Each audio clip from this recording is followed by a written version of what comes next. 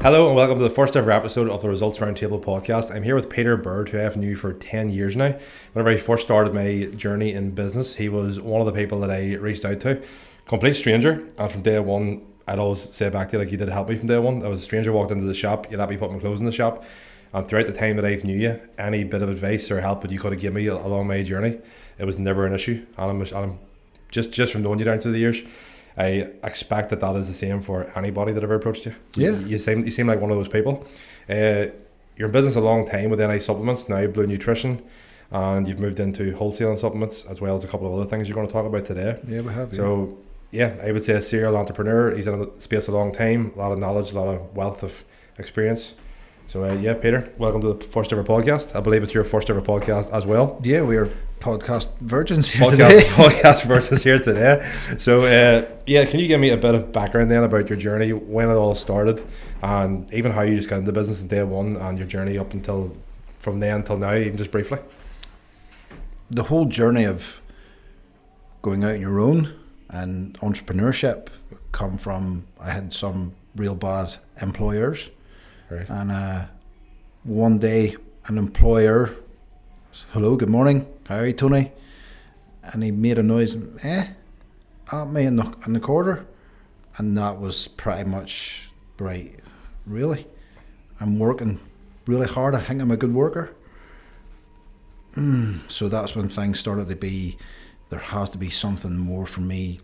Grafting Monday to Friday, same wage, the local or the national, if you want to look at it, 2% pay rise, etc.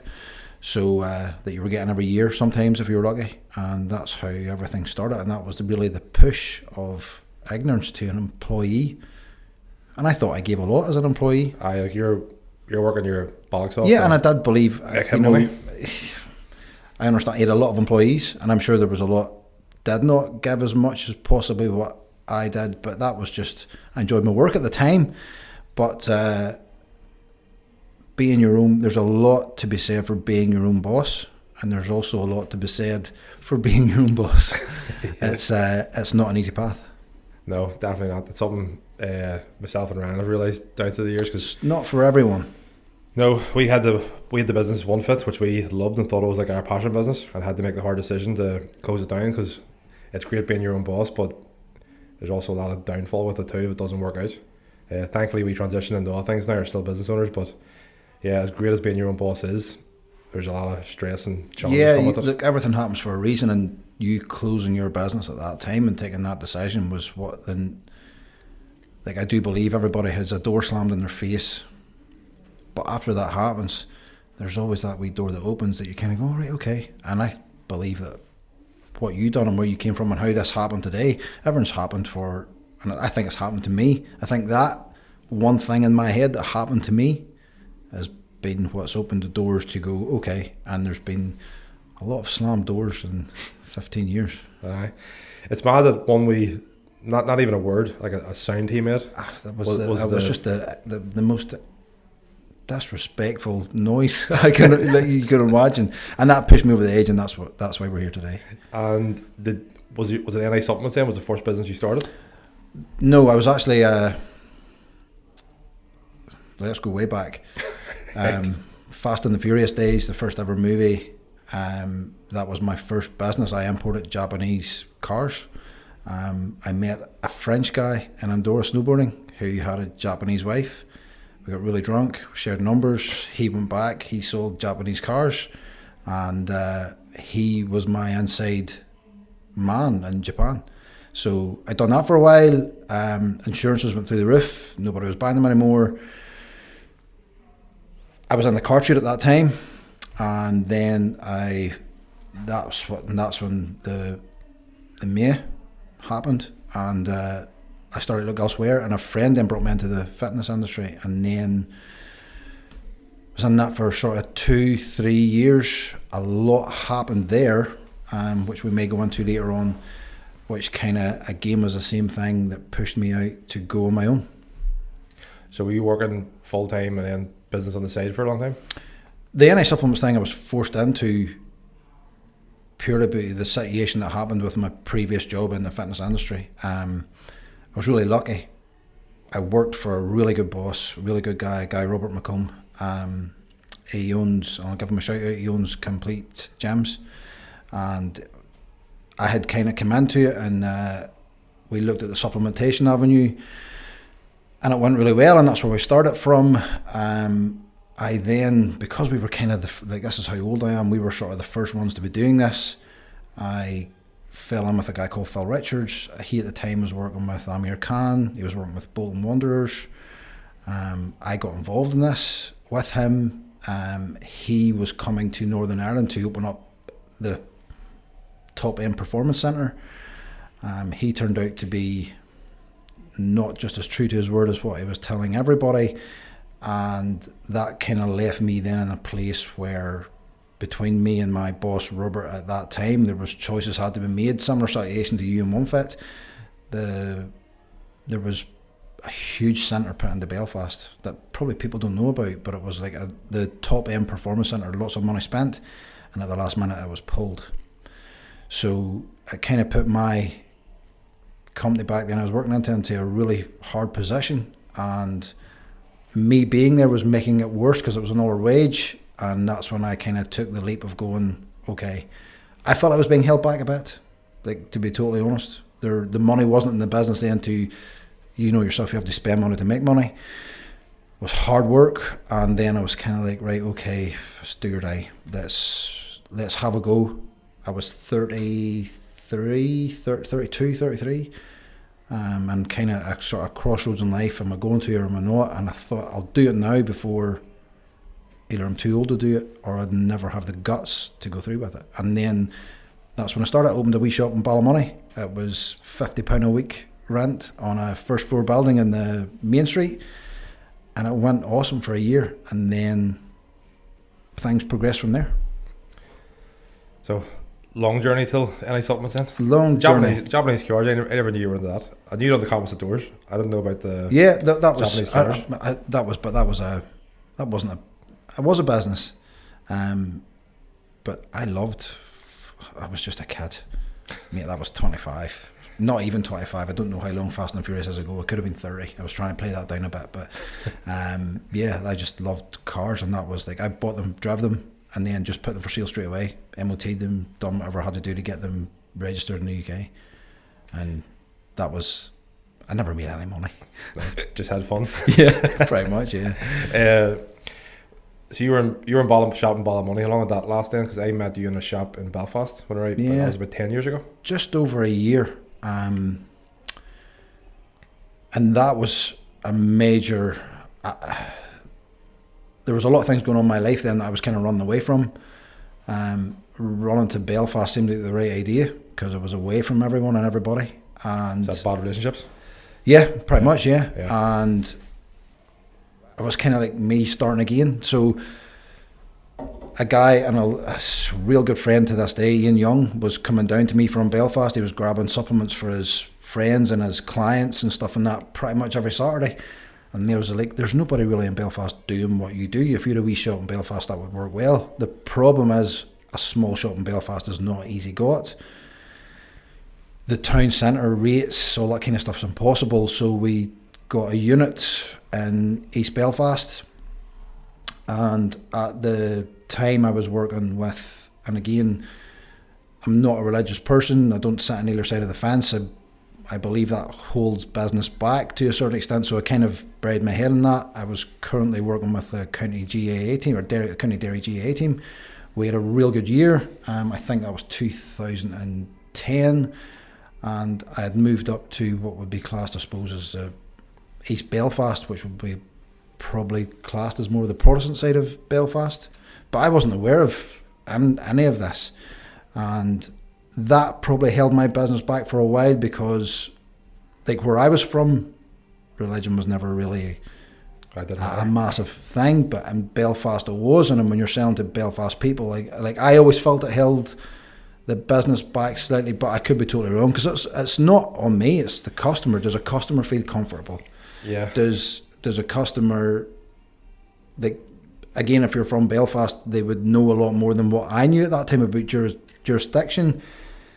I never had any hassle, and all I wanted to do was get on, move on with my life. everybody's a human at the end of the day, and if they're coming into my shop to spend money, they are my priority, because earning money and spending money is quite tough, and especially in an industry like supplements, which is, I still class it as a luxury industry because it's not needed.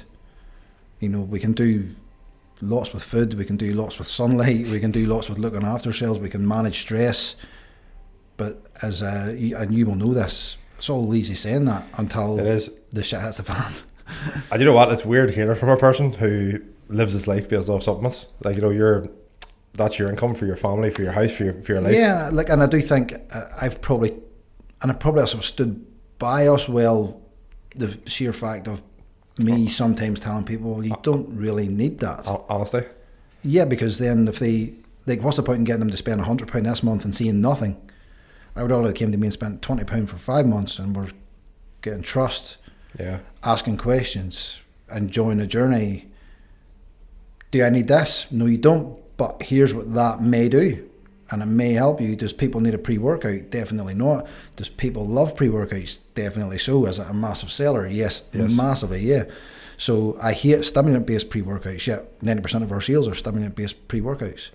So is it actually that high? Oh yeah, like a non-stim pre-workout would be very rare. Do you mean 90% of your revenue or 90% of your... No, 90%, like from a pre-workout section, yeah. Like if I think we've 32 pre-workouts in the shop, and let's say out of every 10 sales, one would be low stimulant or non-stimulant. Everybody loves stim. Yeah. I always remember the Jack 3D.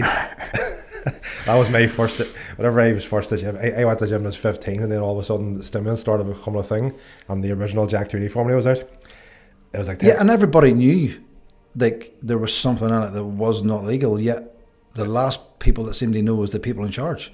Yeah. You know, I say this about SARMs. We sell SARMs. They're really powerful, and there's such a grey area.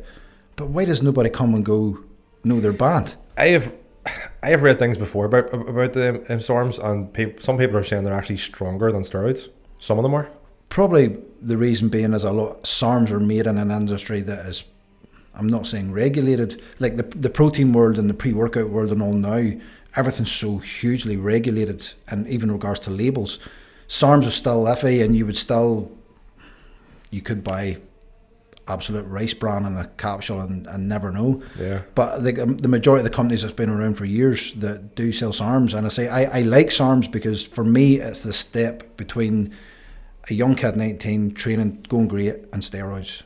Yeah. Because then that's when the slippery slope happens, and next thing they're 30 and they've issues, or they've been in and out of the industry, or they've mental issues, or like we're talking about this here as if I would know more. Derek, more plates, more dates, the Joe Rogan thing, you know, they discuss this in full. But for somebody in business, it's hard when the UK government does not make a stance on this. Like, they're completely legal to sell. We can have them on the shelf. We can sell them to anybody over 18. We could sell them to anybody under 18, but we choose not to. Oh, so there's no actual legal age on it? No, there's no real legal age on anything. Like, we're not in a quick education for people watching. Vitamin C is classed in a category of knives and fireworks. So if you want to talk about business and you're talking about merchants accounts, so you have to be able to take payments for money. What do you sell? You sell supplements. Oh, right, there's 3% transaction fee. But why? Because vitamin C is not, like, they talk about FDA, which is the American association, but like they're not medically tested. So there's never been, like, there's hundreds of studies showing benefits of vitamin C, for example, but your doctor will never recommend you vitamin C. So there's an area there where you could take too much, you could take too little. It's pretty self-explanatory. But merchants love putting you in, going, no, we need a bigger transaction fee because you're selling something that's not proven. I never actually thought about doctors. I've never heard a doctor administering or recommending vitamin C either. I've seen them give like folic acid and vitamin D and all these other stuff, but I've never heard vitamin C. You mentioned there about FDA, something. I remember, just back to the old Jack 3D thing, I remember back then whenever it was took off the market, the whole industry was going nuts trying to find the next thing. Yeah. And I remember reading back then, things were able to come out as long as they applied for FDA approval. Yeah. And then they were able to get 6 months or a year of sales before the FDA said, no, you've just changed something, but it's the same thing. Yeah, but as long as you've applied, you can go. Yeah, look, there's a lot of, there's an awful lot wrong with businesses, and there's an awful lot wrong with legislation.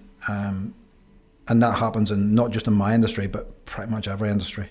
So it's finding where your business sits in among that and trying to do the right thing. Again, going back to business and going back to customers, I've always found if you always try and do the right thing, like I'm still serving customers that has come through my shop in the very first week 15 years ago. We've kind of grew up together. It's like, who's kids, who's wife, oh, your kids at secondary school, wow, so and I suppose that's a good thing, and that's again a good thing about Northern Ireland. We're not big. A lot of people knows everybody. People talk. If you were in Manchester and you're bred in among a middle of 7 million people, you're probably at the shops known. But I would have had it for years. You couldn't have went out anywhere. It's like, there's a protein guy. The protein guy? Brilliant. I've made it. I'm famous in Belfast. Exactly, yeah. Not even your first name, just the protein guy? Yeah, I suppose you're a protein guy. Yep, I am. Yep, jacked. Yep. You've now moved into your own brand, so we're talking about registration and FDA approval and all that sort of the roadblocks they put in front of like these supplement companies. Yep. You actually are now, you're a supplement company. Yeah, have you found that hard? Yeah, like there'll be a lot of people if a lot of people watch this, but there'll be a lot of people watching this will go, you've your own brand, or that's your brand. I've never really said it because maybe I always thought my name a local name might tarnish the brand. So is it not well known that that's your brand then? No. Like, do I cut this out? No. Look, as time I maybe back myself a bit more. We sell over 50 different brands. There's 49 of those brands I could never compete with in price and quality. But the longer you're in your business line, and I'm sure you see it too, you'll see the niche, and you'll see that because we're not a massive company, we can do more bespoke. And I am prepared to speak to you on the phone, and I can make a few different designs for you, and I will work with you if you want to make a slight change, something that you're not happy with. You phone me, phone Martin, Yeah. So in our industry, there was holes that I could see in products where, being totally selfish in my own thing, I am a huge believer in omega-3. I'm a huge believer in D3s. I'm a huge believer in curcumins. I'm a huge believer in creatines. Everything that's got you can pretty much stick it into Google tonight and go benefits of creatine. Yeah. And there'll be no disadvantage. It'll be all pure advantages. And for me, there was just an area in the market where what's the best creatine in the market? So there's a place called Alchems in Germany, and they're the only ones that produce Creapure. But for you to buy from them, you have to buy in huge amounts, and you have to have a license, and there has to be trade license agreements and all that kind of stuff, and nobody really done this. So I thought, right, well, there's my first product. Great thing. So let's invest in that, and it means if you come into the shop and I can sell you quite openly, there's creatine monohydrate, it's 300 grams, it's £15. All the studies are done on it. What a wonder product. Or you have Creapure, which is $23.99, which is £8.99 more for the exact same servings and the exact same size. The difference is if you play professional sport and you're tested, Creapure has a license. It's only available in one place. We actually have a license on our label, so you can go into that and go, yeah, that's owned by Blu Nutrition. Yep. They have bought from this batch. So if it never happened where you were drug tested and failed, not only am I clear, but you can say, there's my supplementation, it's clear. It's have to come from somewhere else. So those kind of, if I'm buying a fish oil, the amount of fish oil out there in the market that is so low grade, that is overpriced, is phenomenal. So we invested in a fish oil from Norway, which is in the top 1% of all fish oil in Europe, and we keep our prices correct. And I think people have respected that, and that's why the brand has grown and grown, and more SKUs have come in, more ranges have come in, and we're growing it as we can. I definitely think that you should back yourself, because even from knowing you over the years, you said about like customer trust and coming to the shops, and you would talk somebody out of a sale because like, I don't think that's going to benefit you. Spend a bit less and get this instead, or like you don't really need to, you know, you're overspending. Like get this couple of things first and see how you get on. I always found, even listening to you speak to other customers, not just myself, you were always very honest in terms of you were thinking what's best for the customer. So like whenever you did start Blu Nutrition, I automatically assumed that every product you released was going to be of a top grade, because I would listen to you in the shop, explain supplements, explain the science behind them, so all the what's and why. Yeah. And so whenever you started Blu Nutrition, without even doing, well, not even without even doing my own research, because no research to do, but I wasn't comparing you to other brands. It was, I trust Peter. I know if he's made a fish oil, it's a good one. Yeah. So well, I'm not gonna shop around 4 or 5 and try and compare. I'll just trust Peter. So in terms of even your greens, so in terms of backing yourself, I think it is time to, because our greens would be our flagship product, purely because I've stole formulas from every doctor I've ever spoken to. So like I've paid my way. 2007 was my first trip to the US. Spent 10 days with a guy called Dr. Eric Shrano MD over there. He is still above and beyond anyone in the game.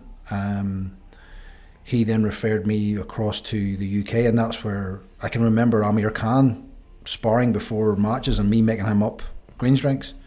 And that's where that idea came from. I then paid for numerous seminars, numerous tickets for doctors. A guy, Dr. Nigel Plummer, would be the head of pro and prebiotics in the UK. So the pro and prebiotics I would use comes from Dr. Plummer. Same with the digestive enzymes and Eric Shrano MD. So these guys have all spoke to me, told me this is how synergism works, and these are the products that go well, and if you're going to buy this product, make sure it's this. And we pay more money for patented ingredients, which basically means they're licensed trade ingredients. Now, same thing, everything's a bit more, but not a lot more. And you know what you're buying. So go home tonight, Google it, and you will see the patented ingredient, and you can't argue with the science. That was my get out clause for anybody saying, you've made your own brand. No, there was a niche, and we've kind of filled that gap. And I think at 47 years of age, my supplementation is a lot different than it was at 27 years of age. I could probably guess you're more for health now. I'm probably more scared of dying now than I've ever have been in my life. As you do get older, you know, I have a family, I have kids. You can't grow a business being sick. You know, you need to be in your top form. I don't drink anymore. Like my nights out is limited. I'm so 10 o'clock, 6 a.m. I'm in such a routine, and it's the only way I can function. It genuinely is. I've had a few weddings and stuff and all the rest of it, and it's beat me up for 2 weeks. Do you not drink at all now? Can't. Can't. I can't. The juice isn't worth a squeeze by any means. And as well, when you've kids, man, it's just I've thankfully, you know, I've always said this, for anybody that's in business, they have to have a partner who is in the same wavelength, and thankfully I've found one that supports me, believes in me, allows me Monday to Friday to be on it. Yeah, on it. And then I do give back at the weekends, and I do obviously have my mornings and my evenings, because you have children, and everything's for the kids. That's the long and the short of it. That's not a sales pitch. Like I don't want them to get through or have to go through. At the same time, I don't want to give them money, because I believe that's a ruination as well. Of the kids? Yeah, but I want them to know what money is and how they can carry on from me. Have you ever sacrificed either physical or mental health for business? I take it it's a lesson you've learned along the way. Oh my God, massively. Yeah. I haven't trained properly in 5 years, and that's when our most growth happened. Business is hard with no money. Yeah. I started my business with a £2,500 credit card, so my stock was £2,500, and all I was doing was going, I'm making £5 off that, and I'm making £5 off that, and you came to a Saturday and was like, right, we made £400. Okay, £250 of a wage, £150 into the kitty. as well as the money coming back in that you've obviously spent. So it was like, right, we'll get a bit more stock in, bring a new brand in, and that happens really, really slowly. Probably the biggest acceleration in my business is when COVID happened, and I actually got time to work and not just work in the business. When I've worked 6 days a week since I've started until probably 3.5 years ago when the third and final child came along. And when you're working in the business and you're constantly working within it, it's hard to see. So when COVID happened, it was probably the best thing that ever happened to me in business. So I have a list of questions here, and that was one of the questions that I had for you was, what would you class as the biggest change that has made the most difference to your business? So you said COVID, yeah. But what was it about COVID, or what did you do different after it? Bounce back loans. Bounce back loans. That wasn't the answer I thought you were going to say. No, bounce back loans and not being in the shop. I've always had a side hustle. Always. Yeah. When I originally left school, I trained in performing arts, so I was guitarist, singer type kind of thing, and that's right. Actually, I remember you were in a band when we first met. So my dad, when I was 18 years old, bought me a PA system to sort of further my career in that, and then I realised, hold on a minute, I can link up CD players to this here. I'm a DJ. So and that's how I started. I worked for a DJ company for 10 years, every weekend, and like you talk about sacrificing, like when you're in your early 20s and your life was football on a Saturday and then pub or nightclub or whatever it was going to be. I didn't get a lot of that either, so, and then obviously the DJing moved into the band, and like I've only gave the band up, like that was 3 years ago, so that was 24 years of weekend side hustles to help things on top of things. But going back to the COVID scenario was where I'd pace.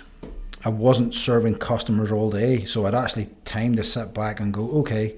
And then the bounce back loan scheme came out, and we had a good enough set of books that we were able to borrow £50,000, and that was where business really took off, because we were then able to phone up companies. Now, we haven't talked about it yet. I ran an Irish Muscle Power. It was like a fitness expo for possibly 6 years. I think 7th year was when COVID cancelled it. So I think we had 6 years. And the whole idea behind that was for me to speak to the man behind the brand. So for Optimum Nutrition, so for Biotech USA, for NXT Nutrition, for Perform, all these guys, etc. So I was building relationships with these guys, but I never had the money to go, Martin, we have money to buy pallets.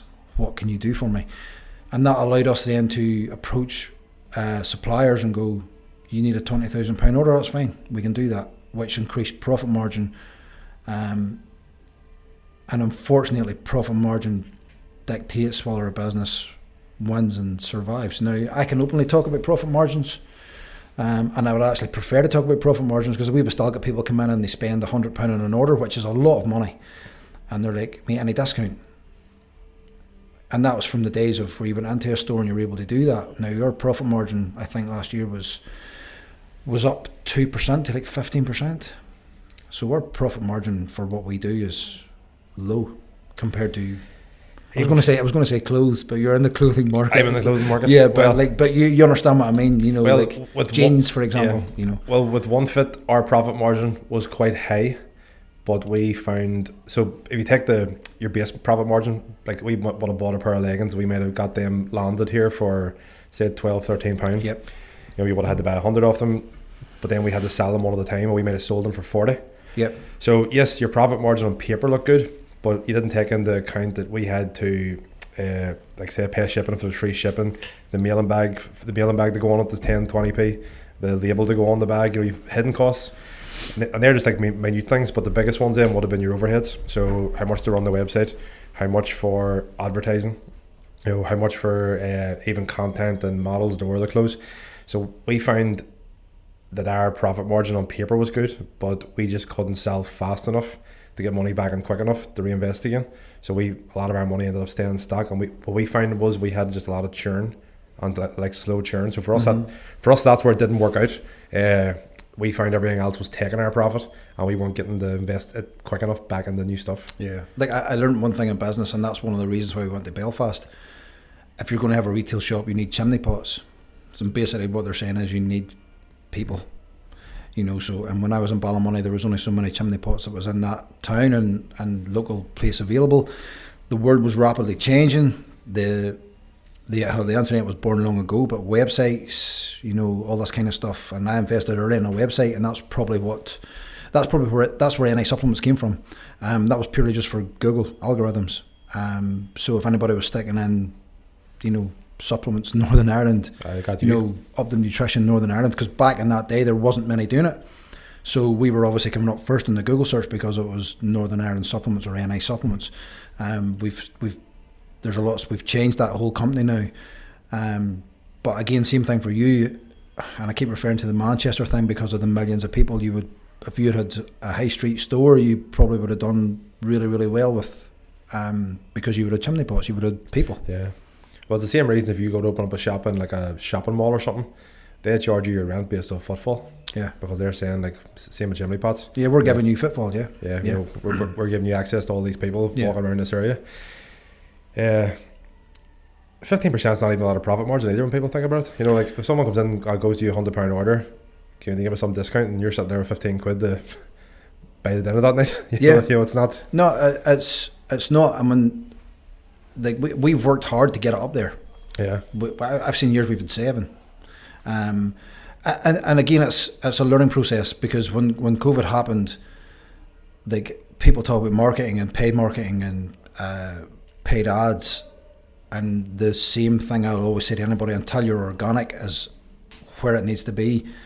It's not that it's a waste of money, but you also need to build a clientele organically, and you need to consistently do it organically on top of your ads. So I was able to sit back, we were able to sort of make a campaign. A year into this sort of COVID scenario, I was introduced to a girl, Neve Taylor from Taylor Marketing, and she's the best thing that's happened probably me in the business, due to the fact that Taylor loves to train. She is very focused on what she's doing. She loves supplementation. Me and her would be the same type of people. We're a marketer's dream. And you know, we talk about touch points, like, so she's onto New Tonic currently. Yeah. You know, this shirt from Capo has been in my Facebook now for a month solid, and it's broke me down. So, and you can see why the power of ads. Yeah. Back now, I'm going way back in the day. It used to be, you know, you needed 5 touch points. So Coca-Cola would have 5 touch points, and before you would have bought a can of Coke, for example. Now, well, even going way back, the touch points, and I'm going back well over 5 years, that you need 37 touch points before you actually pick up attention to what it is. So, and that's probably been the same with this. I know whenever we were doing ads for OneFit, you would retarget over 30 days. Yeah. And like people, like you were getting somebody on the 29th day or 30th day that you've showed that ad repeatedly to, and you've just wore them down. Yeah. Because they've expressed interest that they like it. Yep. So it's just about, right, hang up. Yeah, I'll get that when I need that. Yeah. And then, because I've done that many times, and then go, what was I even getting? And then an ad comes up. You're like, oh, that was it there. You know, so if they're listening to this and I mention Capo enough, they'll see their Capo advert tonight, because that's how it works. Yeah, I know. Like, they talk about the voice thing, and I don't even know if it's a real thing. Like, you know, have they actually come out and said, yes, we listen and we advertise based on audio? But it's happened like me a few times where we've been talking about something, and then all of a sudden I see an ad, and then going, I just mentioned you in real life. Yeah. Why have I got an ad? Or even WhatsApp. Like, we've talked about it in the group chats and stuff a few times. Yeah, 100%. And all of a sudden you're talking about something, and then it's on your Facebook, and you're going, I didn't search you. Yeah. I wasn't on your Instagram. Yeah. I just mentioned you to a friend on WhatsApp, and now you're on my page. 100%. Yeah. And since my whole world has changed in regards to from stepping out of the business and not being in the, I stand in my front office every day now. I have 2 screens, and that's all I do. Kids to school, back in the house 9:10, and our problems with staff, as in what we need to do, what's wrong here, what can be done, new stock, orders. Then it's, right, build, what needs to be done, who do you need to speak to, the world of AI is coming in thick and fast, and that's one thing I will say to anybody that's thinking of starting a business. Buy something to do with sales and something to do with marketing and something to do with just general business, or you will have to take the long path that I have done and waste a lot of money. So are you advising people to invest in marketing and sales? Oh my word, Because everything. If you're selling something and you can't sell and you can't use the correct language and you can't, and it's such a game.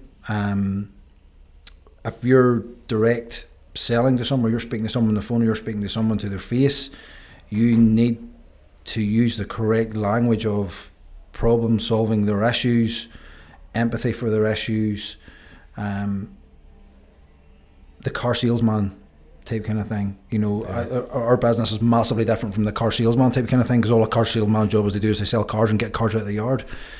That's a once every sort of 3-4 years. I need you back every month. So that's where the honesty thing comes in, and that's where I can go, you know, mate, look, that pre-workout at £20 is probably all you ever need, because for what you're doing. So the £35 pre-workout that you're probably buying there, because most people come to me and go, what do I do? What do I need? Like, do I need this? And we would get an awful lot of people that have hired personal trainers, and they've got a list, and they've went, oh my God, this is 150 quid. I've just paid £300 for a 12-week program. I didn't envisage I was going to have to spend another £150. What can I cut out? Yeah, a month on supplements. Yeah, you know, like I need to cut this back, this £150. How do I balance this out over the 3 months?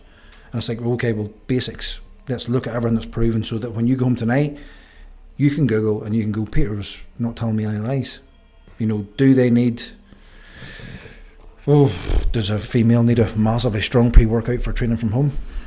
No. Bennett. Common sense tells you no. Yeah, you can have a coffee, 30 minutes pre, that's enough for what you'll need. This podcast is proudly sponsored by Branded Merch. Do your t-shirts look like they came free with the meal deal? Are you sick of merch and uniforms that look cheap, logos that peel, and tees that shrink after one wash? So are we. At Branded, we make merch that your team will actually want to wear. Whether it's uniforms, event gear, your own brand wraps, or community merch, we've got you covered. We use premium blanks, proper printed embroidery, and we're upfront and honest about what works, what doesn't, and most importantly, what looks and feels great. No minimums, quick turnaround, and yeah, we actually care about the end product. If you're listening to this and thinking my team could do with some better threads, visit brandedlimited.co and let's make it happen. That's brandedltd.co. And as a listener to this podcast, first time customers can get 10% off with code roundtable10 at checkout. What has been the hardest day you've ever had in business where you genuinely thought about giving up and going back and getting a job? Have you ever had that day where it's been that bad? Me, I've had 10. 10? Easily 10. What was the worst?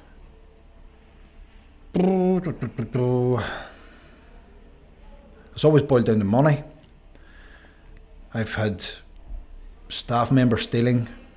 Yes, I remember you telling me this actually. That was your first shop? Was that Ballymoney or was that? It was Belfast. Belfast? Yeah. Early on, even an early member of staff, I can remember things weren't right, but I could never prove anything. And then you learn as you go along. You don't trust everyone. I actually have thought about this in the run-up to you coming on this podcast, because I remember you telling me about in the early days about staff stealing from you. And I look at you now, Peter, as a very successful business owner, right? I've watched your business grow from strength to strength over the years. Thank you. And I've thought about that question, going, where would Peter be now if that staff member wasn't siphoning cash in the early days? Another month, 2 months, there was no coming back. I never had, and again, in business, I never knew about. I lived for what you earned. Yeah. If you had a good month, you had a good month and you spent it. Can I afford a nicer car? Yes. Like the money I've wasted. That one particular time, I'll never forget it. I was kind of suspicious, and I had mentioned I was snowboarding for the first time in years. And I can remember Chris, who worked for me at the time, phoned me going, Peter, there's definitely money missing from the till. And I was like, are you sure? And he goes, yeah, it was £300. And I'm on a chairlift. First holiday in years. That's a good holiday. It's like, oh my, right, okay, how do I address this? How do I prove it? And it worked out really simple, because one of the staff would come in and goes, is your card machine working again? Our card machine has never not worked. Oh. Why? Do you ask? I'm in every Saturday. The card machine's never working. I always go across the road and lift cash. So I put a post on Facebook and I had 47 comments of people saying, yeah, I've been in and the card machine has not been working. So we addressed that situation, but that was really tough. That took with no money, that took a long time to come back from. That was 6, 7, 8 months of, are we going to make it? Are we not going to make it? I can remember we had now obviously I knew, knowing now, and the guy beside me was a butcher, but he actually owned my building, but he never told me. And I understand why he never told me. Right. But we had a go-between, so we had I don't want to mention names for anything legal because it was never, it's not that it was never proven, we never chased it. I was paying a service charge and I was also paying my rent and rates to this guy. The guy who owned the building beside me was also paying a service charge every month that he was told that I wasn't paying. Right. So the both of us were paying for a service charge. He was doing that. He went, he closed up shop, and I got a letter through to say that I hadn't paid rates in like 10 months. So all that was gone. So I had a day in court, and I can't remember what they called it. It was some kind of order. It was like a closing order, that if it wasn't paid, that you will be closed in 30 days. But that wasn't an issue. The issue was the money was there, but that was the money that was being billed to buy more and progress and grow your business as you do. And that put another year of, digging the ground and the groundwork and getting money up again and all that kind of stuff. So yeah, look, there's been so many times I have actually questioned why am I not content working for someone and knowing what my wage is and knowing that this is it. But I do know why, because it's just what it's good is good. And it's I love the chase. Yeah. I'm reading a book from this doctor from Harvard, and he talks a lot about business, and he talks about, I got up every morning, I know what I'm doing, and I know I can progress, and I know I can make things better. I know there's a chance in the future that my business might be worth money, and I know there's a chance in the future that someone might come in and go, you've a lovely email database and you've a lovely return custom and you have a fantastic website and you've great staff. Could we maybe buy in? Would you sell? I don't think I ever would sell. No. Will you ever let somebody buy in? But that's money talks. Money talks. But that's... See, I maybe from a startup point of view, and somebody going, we can go here. Yeah. So your 50% is better than the 100% you own now. Maybe. Oh, I see. Like a Dragon's Den type kind of thing. I'll bring you to a new market. Yeah. Or bring your business to a new market. like how much money now do you need to retire? And I think if I retired, I'd what would you do? What would you do?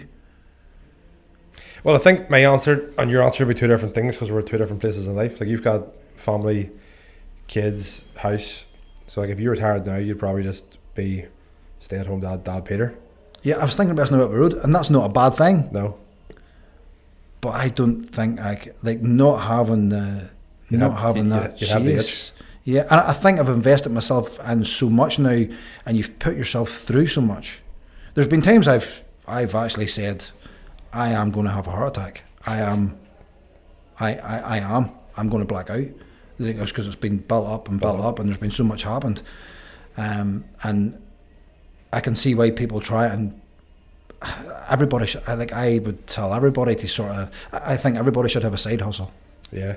For me, even going back to when I was younger, I always used to think business, like if someone had a business, I thought they had it made. They had all the time in the world to do whatever they want. They could come in whenever they want, leave whenever they want, go away on holiday whenever they want.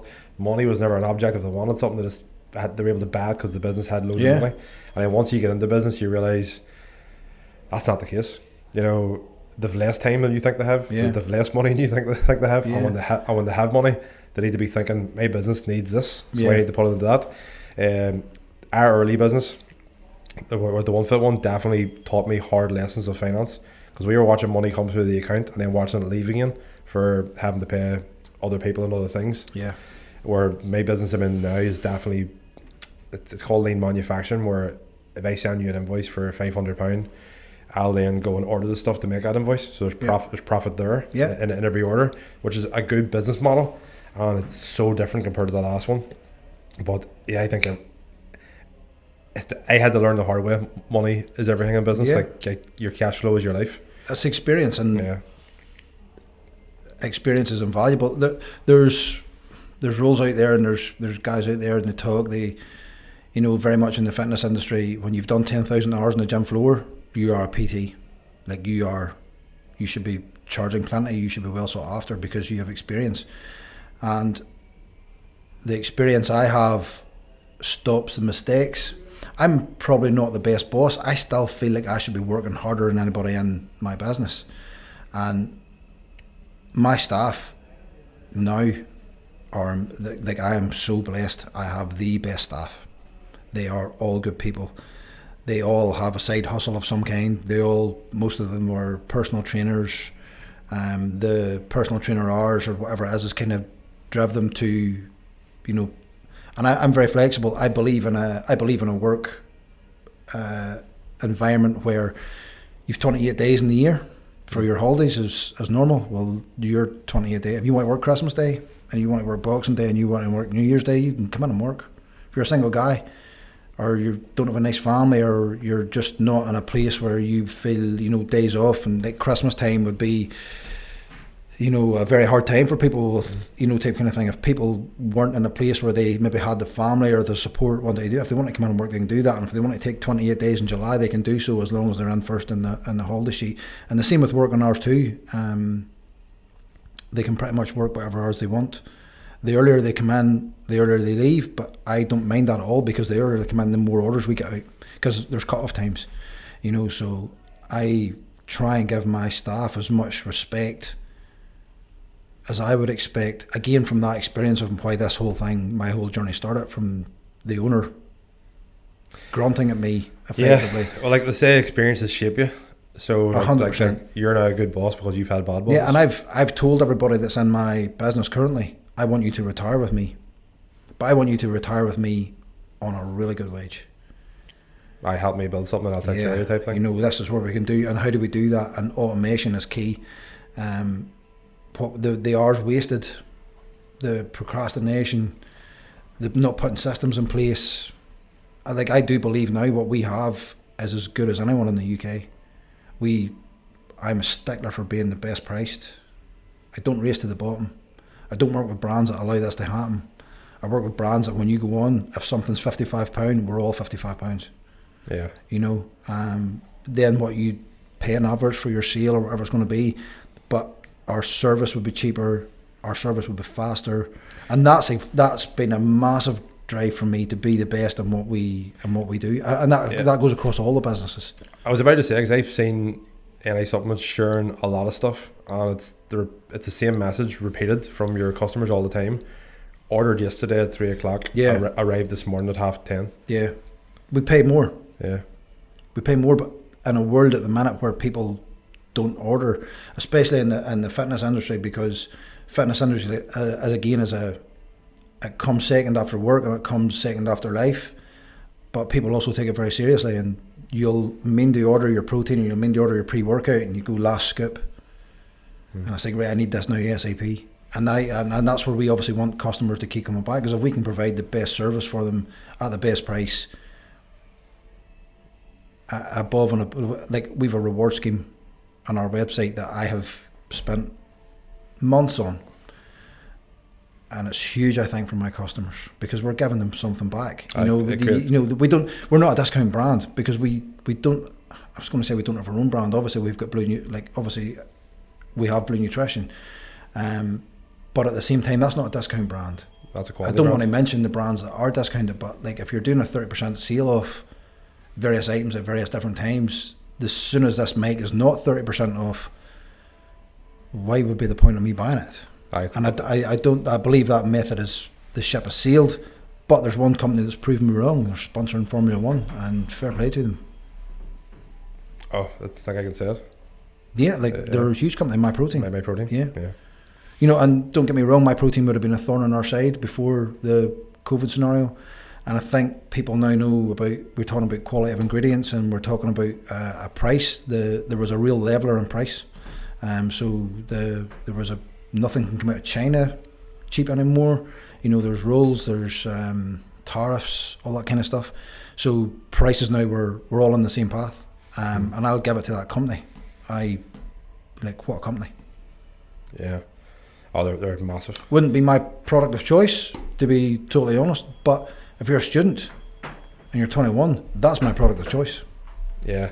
They played the game very well too. They were, even the same as Gymshark, they were in the early days of the fitness industry booming on social media. Yeah. And they were sponsoring every athlete and having influencers. And I think in the early days too, if you just applied for a discount code, you got one. Yeah.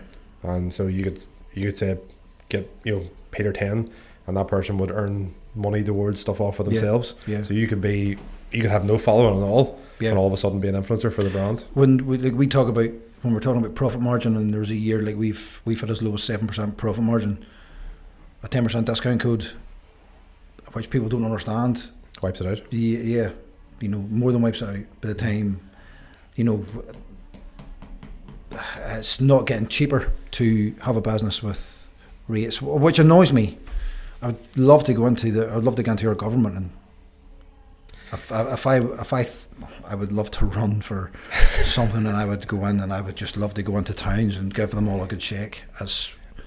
Yeah, I think I never really cared about politics or government until very recently, whenever I've realised that the decisions they're making affects me, and affects me paying staff, and affects me what I have to charge customers, and it's affecting my day to day, where you look at it and go, right, why are you making this so hard for me to run a business, employ staff, pay taxes, pay VAT? Why are you making it harder and harder? Because it's getting to the point now where I'm thinking, what's the point? Mate, it's an algorithm that you cannot win. No.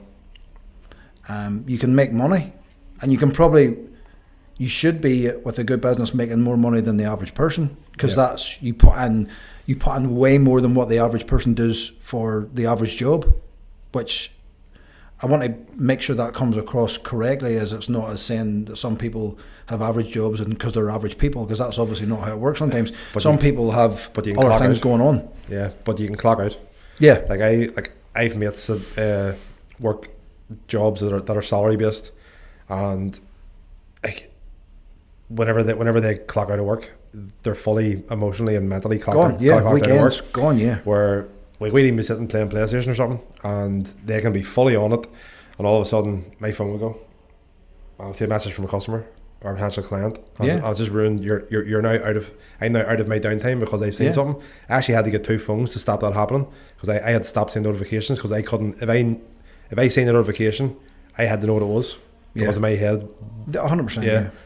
Or even you're always in fight or flight. Yeah. You're never off, and I even find this now. I'm never on holiday. I holiday a lot. You started to? Yes. Yeah. But I holiday a lot different than people who holiday. We, as a family, you know, we've a caravan. So we drive the caravan to France, and we, instead of going for a 1 week holiday in Spain, what's £2,500 for a family, or a 2 week holiday for something that's really expensive, we can do a longer time, a much cheaper rate, thanks to the caravan, which allows it gives our kids a better time in the summertime. So I do try and clock out majority of July, first sort of half of August. But I'm in France, but I'm at work. I'm never not working. You're on the laptop. Yeah, you know, and it's a holiday. My wife is self-employed too. When you're at a holiday destination, like at one of the caravan parks with the water parks and the child's they've 4 hours care in the day and all that kind of stuff. We can work pretty much as well as we can do at home. But at 7, 8 p.m. at night, no matter where you are in the world, if something happens and goes wrong, you're on it, you know. And it's the same thing. First thing every morning, it's the first thing you do. And I know they say you should never reach for your phone, but I've staff in from 6 a.m. and every morning I lift my phone from 6:15. It starts, and that's it. And I'm sneaking, doing things, trying to get kids to school. They come back and say, right, give me my 8 hours, you know. Yeah, I love all these optimization hacks. it's wake up at 5, red light therapy, ice bath, train, hydrate before you caffeinate, do some meditation, get a walk in, and then don't look at your phone until 9 p.m. and then it's like, do 2 hours of deep work in your business before you even look at your phone again, because then you're going to move into like operational tasks. Finish one task at a time. You're going, who's time for that? I just that 4 hours, I could have got 4 hours of work done. Yeah.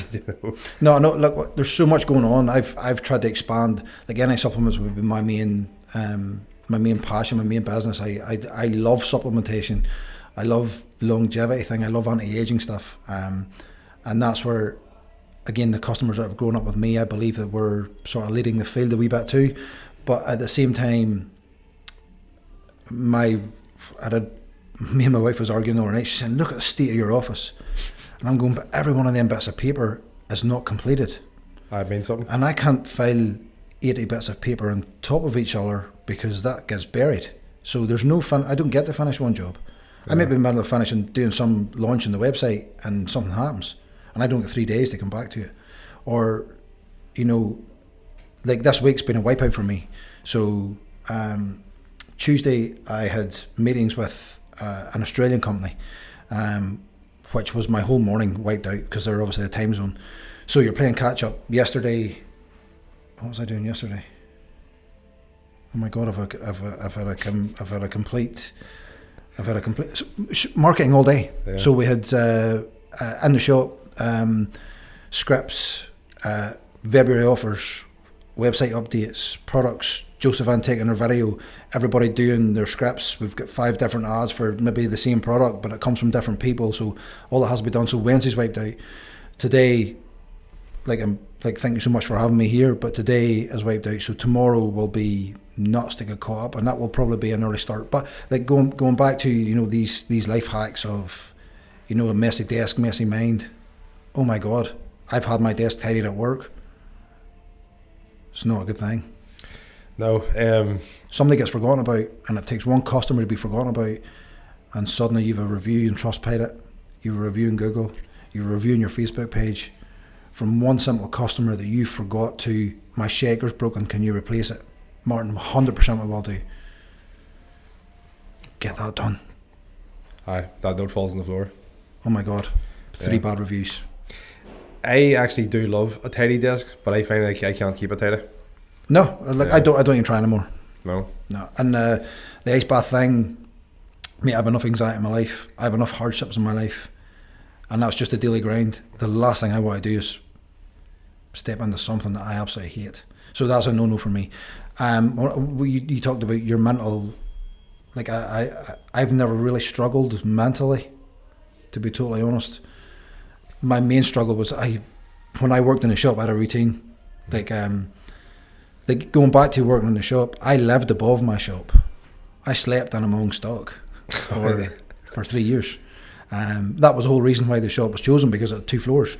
So upstairs I put a shower in, a second-hand kitchen that I got off somebody's house that was being tore down. This is how bad it was. You probably didn't want to say, but you've probably seen it. No, I've actually been up there, and I can't imagine living up there. Yeah, well, mate, so I had a bed, and I slept in my own stock, and it was one of the best periods of my life.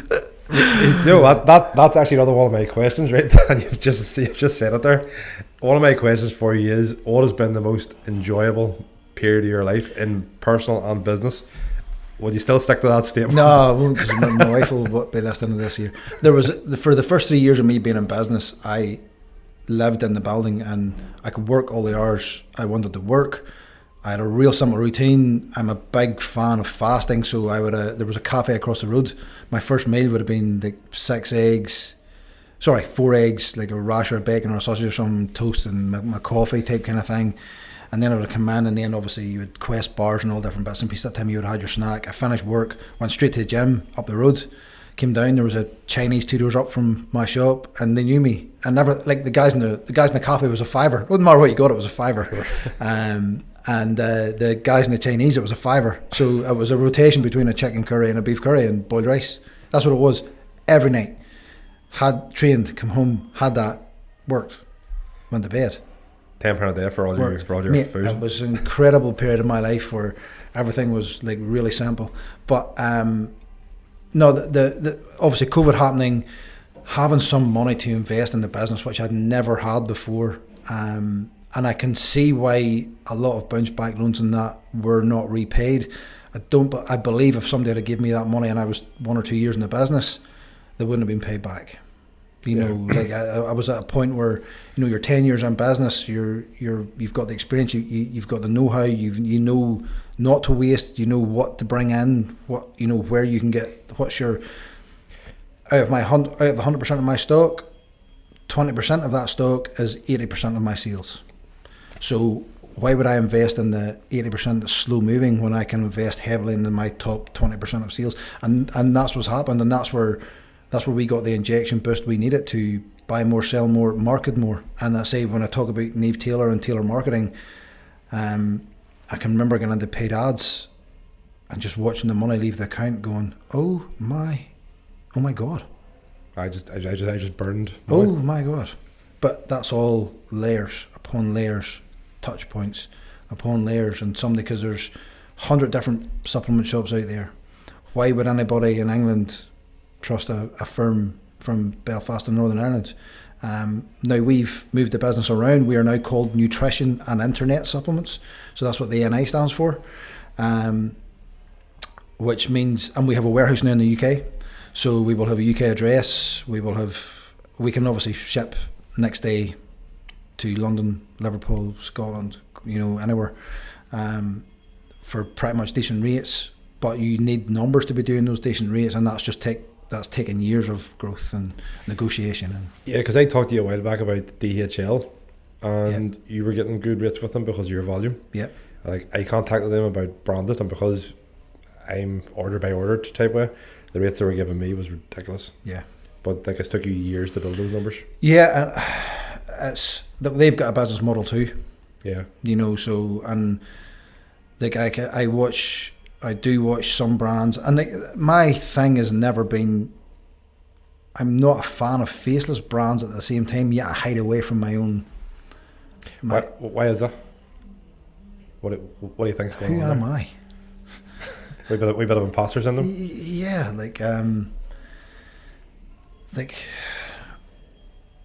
I'm now. I was a nutritionist. I was a trainer. I've put people on stage. I thought I was ahead of, I like to think I was ahead of the game then. I can remember before the whole calorie counting thing came in, and I can remember somebody saying to me, "You never ever counted calories in my plan." I was like, "No, I did. You didn't, because you paid me for a plan." I tell you so what. if you really want me to go back and work out, you've 120 or you've 40 grams of protein in that meal. If you need me to go back and go, well, for every gram of protein is 4 calories, and work out that way, but I had that worked out. Just because I didn't have the number on your sheet was not so, like simple things like this. And I was very lucky to, I can remember even working.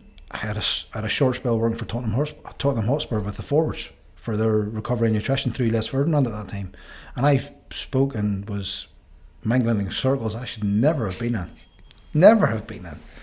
Good fun though. Mate, mad. For 2 seasons, Gwent Newport Dragons, Bristol Rugby, both trying to get back into the Premier League. I'd done every nutrition plan and every training plan for the whole team.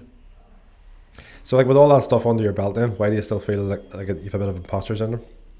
I haven't a qualification to.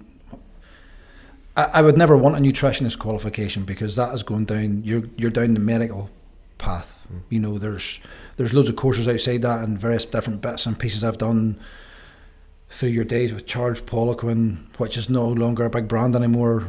You know, you say that and people go, who?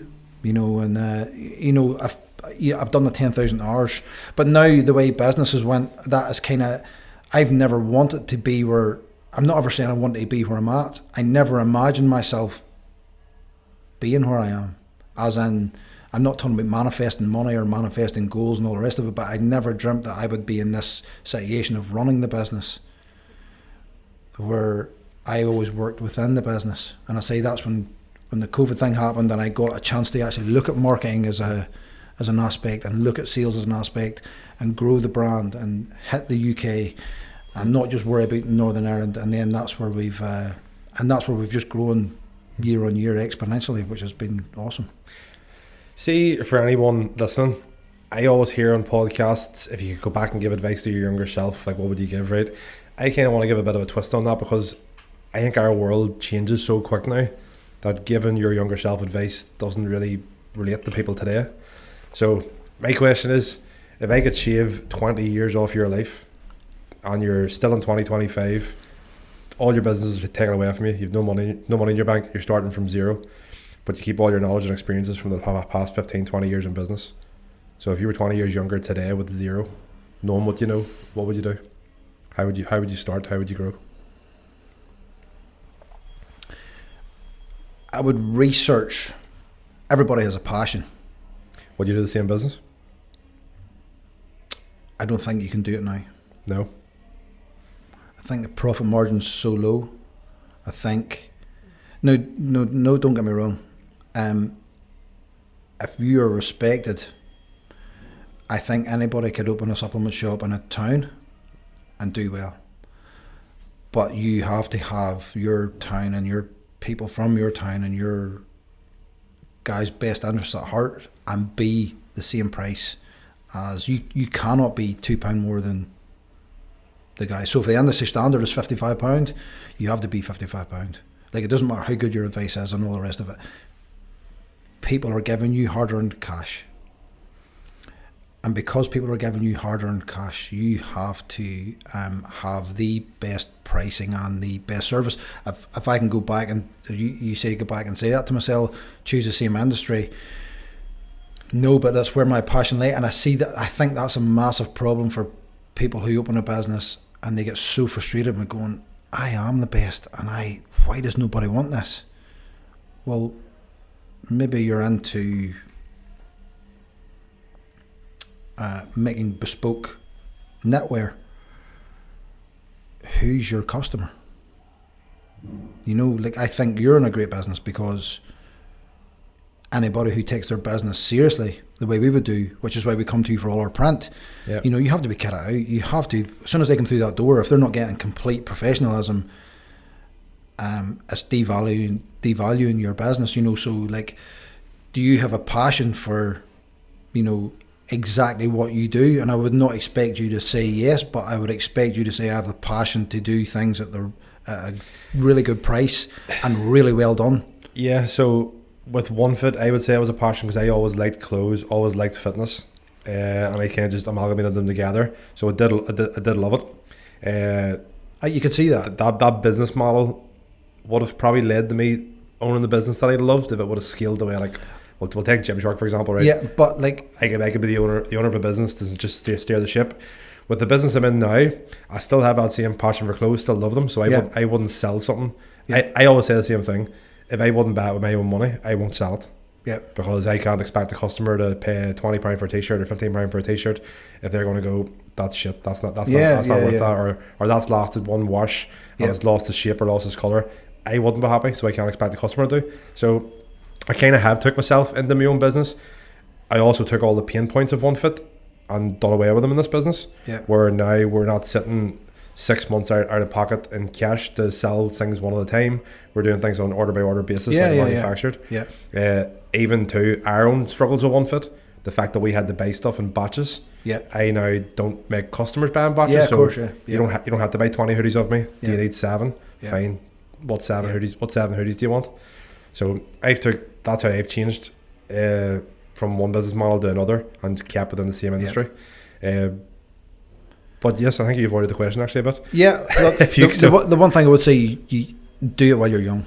Do it while you're young. And having a side hustle while you're older is fine also. Yeah. That may lead to something that you're really passionate in, that may lead to something that you can do full time.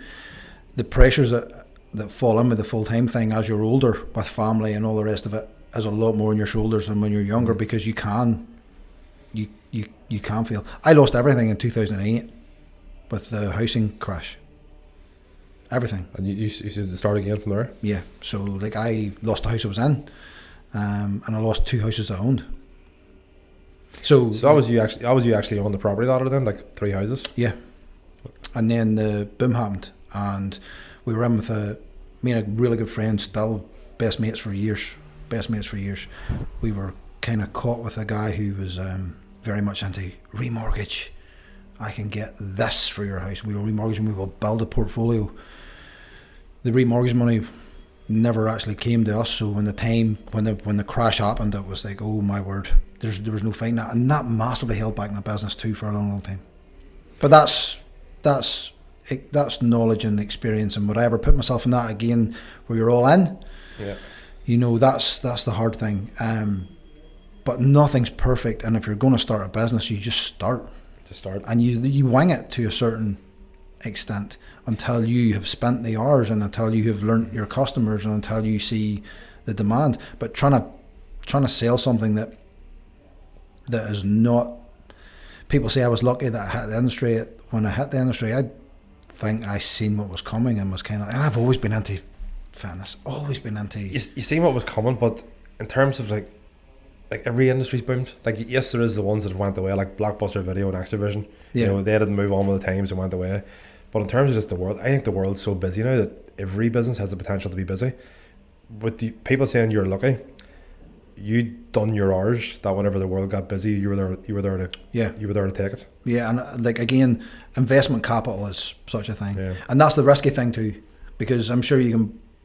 Like, I was best friends with the credit union for years, still am. Yeah. And I've used them a lot to invest in the business. But then there's investing in the business and profit margin, and then there's taking loans and repaying that back, that there's no profit margin. So it's hard. And that's what I would tell anybody that's got a side hustle, that if they have a side hustle and they've money saved up, then before, just don't jump in to possibly lose a lot. Like, the word's hectic. People are very unforgiving. Like, you don't mess with it. You don't get a chance to mess with a customer twice. No. You know that from yourself. You go above and beyond. We have regular issues through no fault of our own, through our delivery partners, and that gets taken out on us. Yeah. Which you take in the chin. You have to. You have to, yeah. But like, go back 20 years. Oh my! I wish I started 20 years ago, mate. I'm 15 years in. Why did I not start earlier? Yeah. But what I'm asking is, if you could shave 15 years, say, off your life now, mm-hmm. and you're in 2025 with nothing, how would you start? Because someone listening who is, say, an 18-year-old kid or a 20 or even 25 or 30 who hasn't started, they're starting in 2025's world where things are so busy, things are so expensive, people's attention are at an all-time low. If you can't sell, that's what I mean about investing in a business course or a marketing course. If you're going into something for sales, then there's jargon to use, there's methods to use, there's hooks that you have to have in there, you have to have solutions. You can't go back and forward. If you're a personal trainer, for example, and you're trying to sell yourself and you're doing something, there has to be a language used, and unfortunately that's a sales language. And today everything is, and there may be comments below this saying that I'm wrong, but marketing is everything. Coca-Cola's marketing is Grant Cardone, actually, I think it might have been him, but I've heard it repeated multiple times.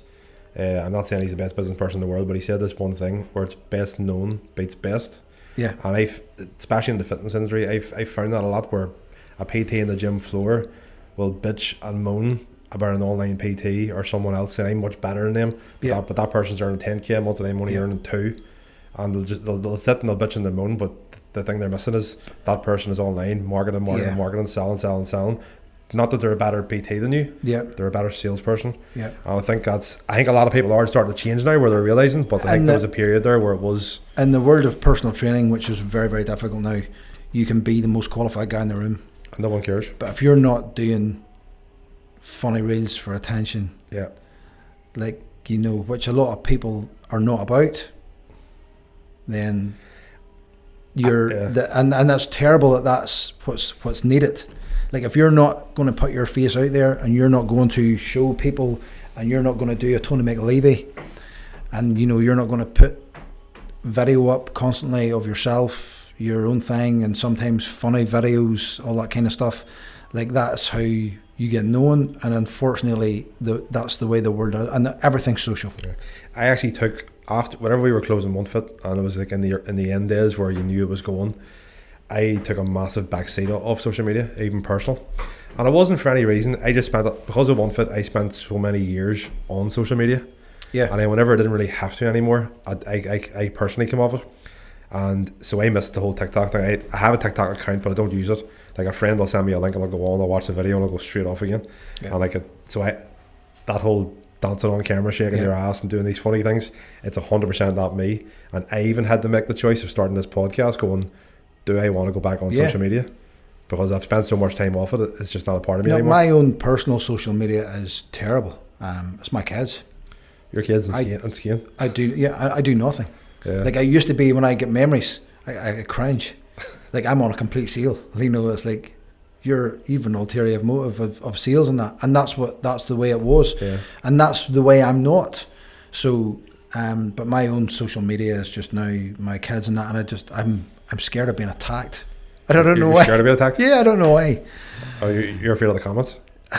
Yeah, look, you know, see, when you put your heart and soul into something, and somebody says something like that takes away from that, I just gone behind a rock again. That's not me. No, it's hard not to take it personal, especially when it comes to business. Like, people don't realize your business it's a reflection of you, and so if you're just, like, even if someone attacks any supplements, you would probably take it personal. Yeah. Oh, mate, I don't sleep. I want to go in and just shout at everyone, even though it's not their fault. No.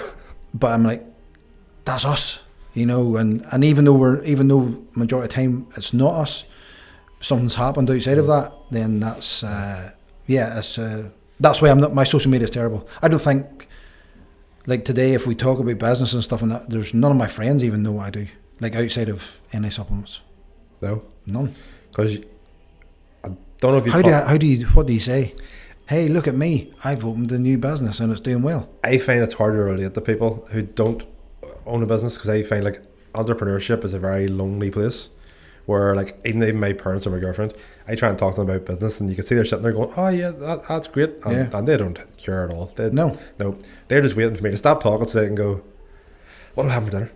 Or here, do you want to go here in the holiday this year? Yeah, I know. Yeah. You're like, right, okay. I know. How was your business doing? I find it such a lonely world where you can only really relate fully to other business owners. Yeah. Are we looking at going to Scotland this year, or are we going to America? How well has business been doing there? That's the interest. Like, no, not joking. My wife's a hard worker too, but unfortunately, and my business space, for people who don't, like, for me to justify what I do in a day is tough, because I do 9 million things in a day, but I couldn't tell you what half of them are, because it's just next emails. Like, when you've numerous things going on, and you've numerous social media, and you've numerous emails, and then you've numerous issues outside of that, then it's and your phone and contact, and, like, I changed my number probably 2 years ago to try and escape some of that. Yeah. Did you give your other one to the shop then? No, bend it. Yeah. Because as I was saying to you before, I got a new number, which is now my personal number. Yeah. And I would probably say 15 people has that number now. But my other phone I kept as a work phone, because I figured customers and, like, past people had that number. Yeah. So I was like, if someone really, really needs me, they can still get me, and I'll just tell them at that moment I've got a new number. Yeah. But I would say maybe 20 out of max has my new number. Yeah. And that's great. Mate, don't get me wrong. 10, 12, 13 years ago, I wanted people to message me at night time and say, Peter, what's this like? Yeah. What do I do here? Like, that was a sale, so that was no problem. It's got to a point now where there's so much going on that you do try and, outside of work, you have to prioritise family. So when I had to change the number, I just had too many people had it. Yeah. What do you do for fun then, or what do you do for rest? See, this is what we talk about business here as if it's a chore to a certain extent. Yeah. Like, it's my fun. You love it? I love it. Yeah. I do. I love it now, especially when where we can be regarded as one of the best in the industry, and I'm going, right, well, how do we get to be the best? I love that. Outside of it, as I say, I had a, I lived the life years ago when there was no responsibility and you could train 3-4 times a week and spend a lot of time on yourself. And then when these things, so like the training thing has, again, my wife, what day is today? Thursday. It was Tuesday night. She was like, you haven't done any proper cardio since Christmas. She literally attacked me, and I was like, no, I know. I actually see on Instagram all the time, Michelle giving you shit, and she's like, you shit. You haven't done this, and you just go out and wing it. You just go out and do a t-shirt workout. That's not training. You need to be doing this. You need to be doing that. It's like, I know. And again, the same thing. Like, we even talked about this last night, and I was, the way the conversation ended, I was like, then you just write me out a program. Stop shouting at me. Just stop telling me what I do, because I have enough things going on. Make it simple for me. Give me a 3 times per week program for me, for my age, for doing what I do. I go out and do chest and biceps, and I'm wrong for doing so. Yeah. So they give me what it is I need to be doing. That's what it is. It's just a Hollywood workout, isn't it? Yeah, it's 100%. Although I don't know if you're going to hit me for saying this, but like, you can fully program that yourself. You're 15 years in the industry. But you don't need your wife. I am a Mark Zuckerberg for decision fatigue. Yeah. Like, I am never out of any supplements clothing. No. Never. Never. Even Saturdays and Sundays, I'm embarrassed. I go out, we go to the beach with the kids. You didn't wear any today. Mate, it's probably the first day ever. I hate wearing jeans. I hate wearing clothes. I need the t-shirts you supply me. Them organic tees. Yes. Oh my God.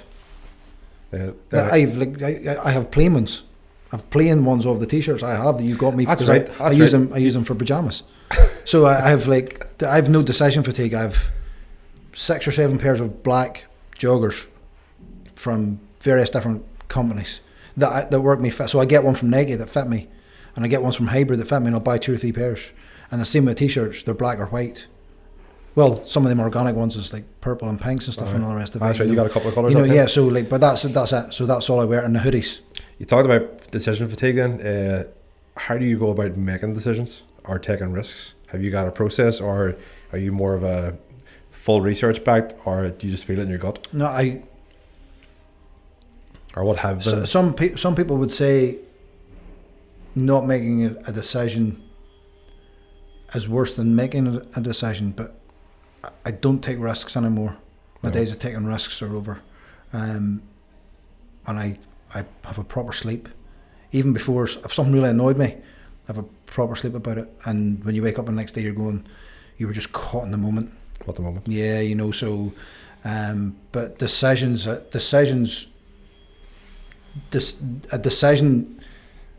and business has secondary waves, side effects from that, and that's what I think about when it comes to making a decision. Do we bring a brand in, or do we go to these guys direct and go, we can bring this, we'll send FedEx, we'll get 3 pallets from the US, we'll buy direct, we'll bypass the UK distributors. It's a £50,000 order offset out of your bank.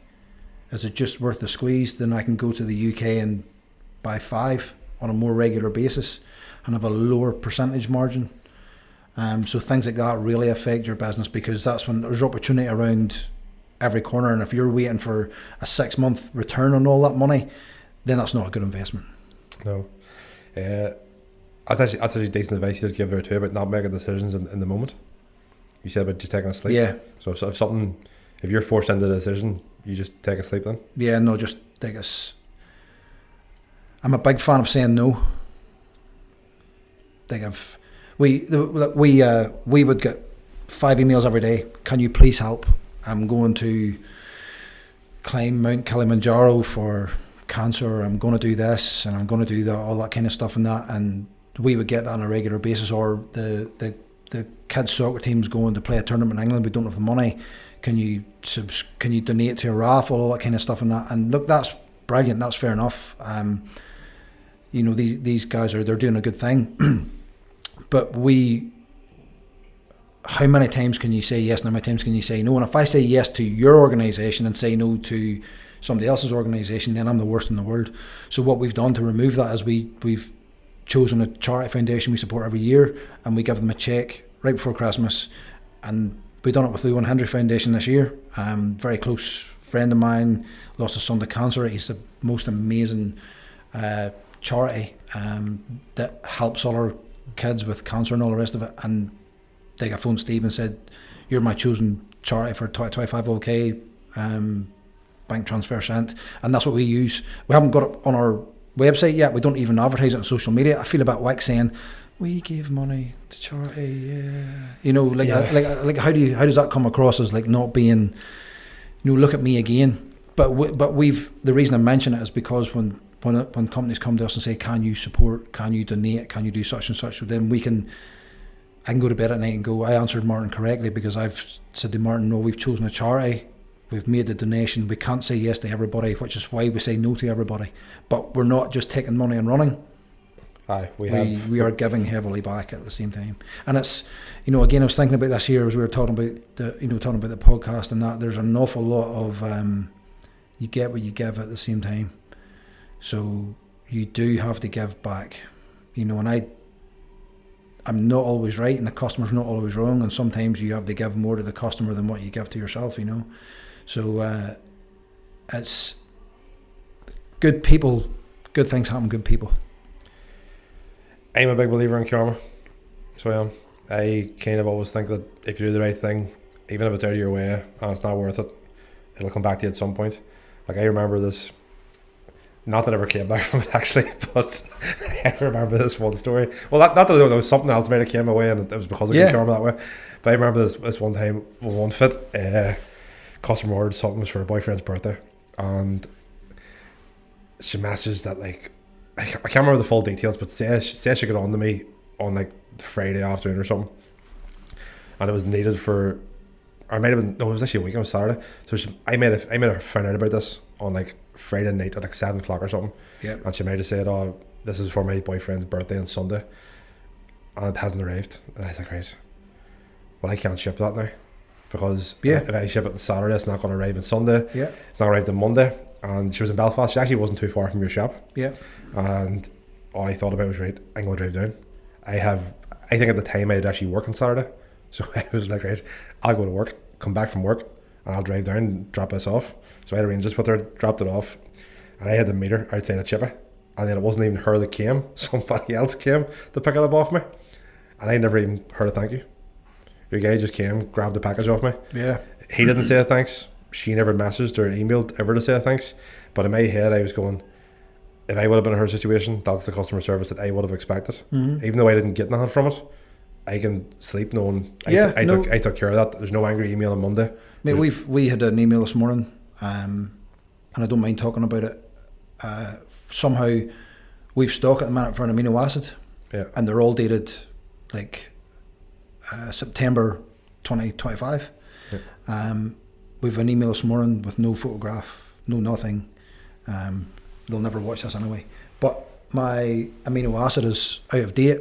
I've taken it and it's made me very sick, and I'm off work and blah blah blah. Like the complete story. Now, in a walking dead scenario, if I find a tub of amino acids that are broken down that cannot really go bad, to be honest, like even I think she said it was dated December 2024. We don't know how we don't have any tubs with that date on it. Yeah. So we're waiting on feedback. But at the same time, the whole, how do you reply? You have to be, and it's true, our sincere apologies. Yeah. How we've missed it, I don't know. How that's came in among a batch of stuff that everything else we have in the store, and that flavour is dated September 2025, we do not know. That is not to say that it does not happen. That is not to say that somebody in a factory has picked an order and put it in a box and lifted a tub from the back before they've opened up a new tub or done something wrong. It's not to say that it doesn't happen. To say that it doesn't happen or it can make them violently ill type kind of thing is impossible. If I find amino acids of any form 10 years down the line in the zombie apocalypse, I'm adding water to that, and that is my, yes, we've found life again, So again, same scenario, but you have to reply going, we are so sorry you're so sick. What can we do?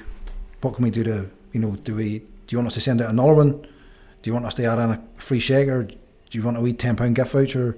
What do we do? You know, and that's where you take it in the chin. You know, so you never have to be right all the time, and it's very rare it happens, thankfully. But yeah, I kind of think that how good your customer service is based off how well you handle your we get a lot of it, because we do get a lot of, this hasn't arrived, what can be done, you know, we need you back. And truth be told, there's nothing you can do. No, but we do our investigations and we see what the issue is. Yeah. The Royal Mail have sent it to the wrong collection point, or it's been out for delivery and the guy, something's happened to the van, or whatever's going to be, and you know, it's my last serving a pre-workout, I'm using Monster tomorrow, thanks very much, my first order. Yeah, mate, we've also paid for the service. Do you know what I mean? That you haven't paid for it, we've paid for it, and we've been let down, and we can't get speaking to humans. It's a horrible time for people for money too, because I don't want to sit here and pretend that I have thousands in the bank. I have no savings. Every penny we make has never come out of the business. Never come out of the business. Are you working for something? Because obviously, like, it's great you're growing the business, but you're not going to keep doing that into your 60s. No. So have you got a number, or you don't have to say it? No, I don't have a get out number. I don't even know if I ever want to get out. Like I do think how hard it is for everybody at the minute, and I don't just want to give my kids a business who squander it. At the same time, I don't want to give them money for them to squander, because even up until I was 35, if you'd have given me money, I would have probably squandered it. I would rather give my kids a residual figure every month that slightly helped. Yeah. And I'm not saying my kids is above any other person, or they deserve to be working somewhere different. They may, and there's an envy for me for people who love the Monday to Friday and the free weekends and the free evenings, and they go to work and it's 9 to 5 and they quite enjoy their work and they don't need anything special. I drive a van still. You'll see I love vans. Mate, I love vans. I've lost enough money in cars through my Fast and the Furious era that I just cannot spend money on cars. This podcast is brought to you by Blu Nutrition, where science meets performance. Whether you're pushing through intense workouts or just trying to stay sharp day to day, Blu Nutrition has your back. Their powerhouse product, which I take every day because it actually helps me feel great, is their essential green superfood, which blends 34 potent ingredients to help support immunity, energy, digestion, and it actually tastes great. With a wide range of products, Blu Nutrition is trusted by athletes and everyday grinders alike. Blu Nutrition delivers quality you can feel. So if you're serious about your health, head to bluenutrition.co.uk, and they can also be found on nisupplements.com. And if you're listening to this podcast, you can get 10% off with discount code ROUNDTABLE10. Blu Nutrition, fuel your potential. What are you teaching your kids that you wish would have been taught to you? Because this is something that I've thought about as I grow older and have experiences, and things I wish would have been instilled in me at a young age. I'm not blaming my mum and dad because they weren't business owners, they were the 9 to 5. That's actually what I meant to say to you. Yep. I agree with you about that. I wish I could settle for 9 to 5 because it's so easy. Not that it's so easy, but it sounds so belittling saying I wish I could settle for a 9 to 5. When all my friends, the majority of my friends, would be the same, and I have a friend who's a business owner too, and we would talk off the record and be like, yeah, sometimes I just wish, flip me, you know. Yeah. And it's and again, I'm not the best paid in any supplements, and I can hand on my heart say I overpay my staff. Yeah. But and I don't expect them to over deliver, but they never let me down on a Monday. Yeah. You know, I've just fell in with a bit. There's been a few bad apples, but I now have the best staff, and my staff are the same thing. The business does well, they do well, and that's a fact. Yeah. So I hide nothing from my staff. Once we get our end of year for 2024, I'll bring them into a room and go, guys, there's the books for 2024. Does anybody what saying? Oh, so you show them everything? Yeah, and somebody turns around and goes, oh, you're making that money. Why am I not on such and such? And going, the money that's been made is now sitting out there on those 2 pallets. Yeah. That's why. So we've increased our stock from 300,000 to 440,000 or whatever it's going to be. And they can see the profit margin. They can see what we're doing. They can see that we've acquired our building. They can see that we're acquiring the building next door. They can see we've invested in the infrastructure. They can see I've tried to take a lot of responsibility off them. Recently I've invested in 12 AI robots that run off an open AI source. So basically what they are is one robot is specifically programmed for search engine optimization. One robot is specifically programmed as a virtual assistant. One robot is especially designed for e-commerce. Yeah. So I can go and ask the random questions that you would need an expert to pretty much answer, even law. So they weren't cheap, but they massively helped me, because even coding for the website, for me to go to, like, we use Shopify Plus. Yeah. Our website cost at the minute is about $4,000 a month, and these is figures that people don't see. But No. Shopify Plus allows me to do an awful lot of work. So when it comes to coding and stuff and all the rest of it, for me to hire someone to do coding for your themes or like anything bespoke, these guys now can actually write me out the program and coding, and I know enough now where I've learned. So I've never seen me being at this point in my business. I've always been a worker on the counter working with customers. Yeah. Now I'm in the background writing code for the back end of a website. Like, where did that come from? But that's what you've had to learn, because that's the way business is now. I've had to learn marketing. Even though Neve still does our full-time marketing, she's coming to me and going, if you don't give me a route to market of what has to be done, then I'm useless. So even though we have people in different areas, unfortunately everything falls down to, yes, my phone rings 100 times a day.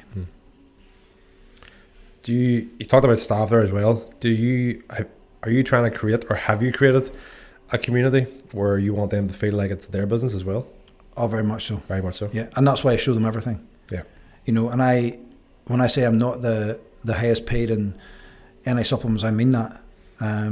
My wife is excellent at what she does, and we bring home a conjoined wage where we can now, with the house we want, we can pretty much live a lifestyle we want, which is very inexpensive, and we can raise kids and spend more time. And I would have probably 10 to 12 weeks holidays in the year, which sounds ridiculous, and it is ridiculous, but it was never a holiday. It's never a holiday, as in Aaron, who's head of our dispatches, and I think I can't even, my wife told me where he was, because he was on the beach. He's off. He's off and he's out, and he is recuperating, doing what has to be done.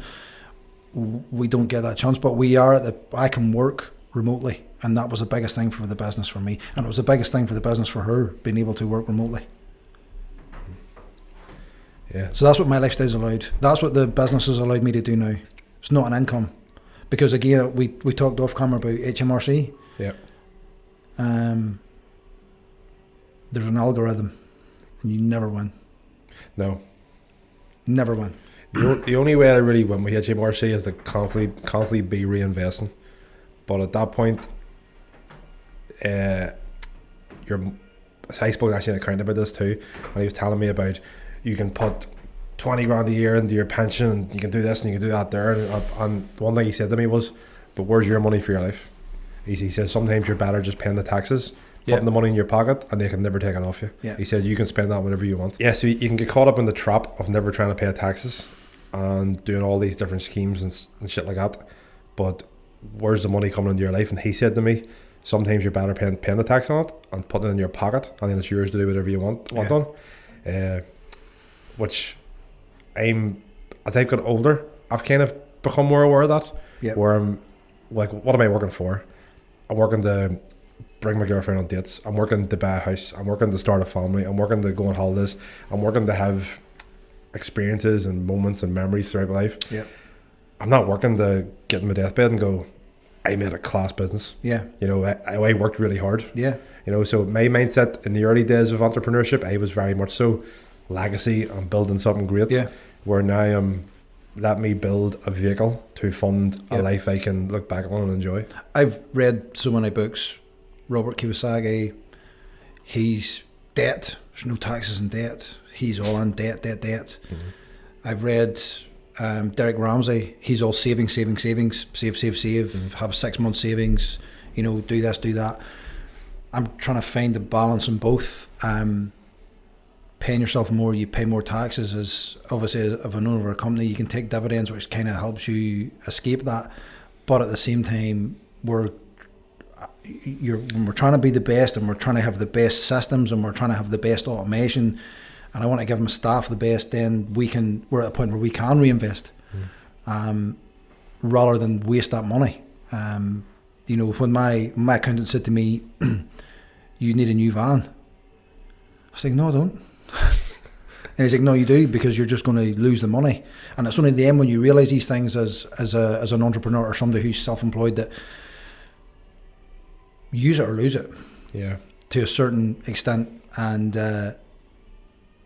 sometimes you have to. Yeah. Sometimes you have to use it. From years of being in the building phase, whenever money was tight. Yeah. It's probably not a bad problem to have now. Yeah. You know, having money to use it or lose it type thing. And again, that's where all our businesses have stemmed from, because they're all part of the sort of family tree. So again, there's no, you know, you can use any profits for expansion and different bits and pieces, and that's what I've tried to do. The majority of them would circle around, you know, the nutrition and internet supplements thing, but there's some other ones that have deviated away from that, just because I see there was a niche in the market, and I've kind of been like, well, we've nothing to lose. Again, it's kind of in the same scenario you have. We're not out stock. There's no massive showroom needed. Yeah. You know, you provide a really good service and a really good price, and people are paying you, and then everything goes to order. You know, so that's worked well, especially for shameless plug. I have another business, NI Doors and Windows.co.uk.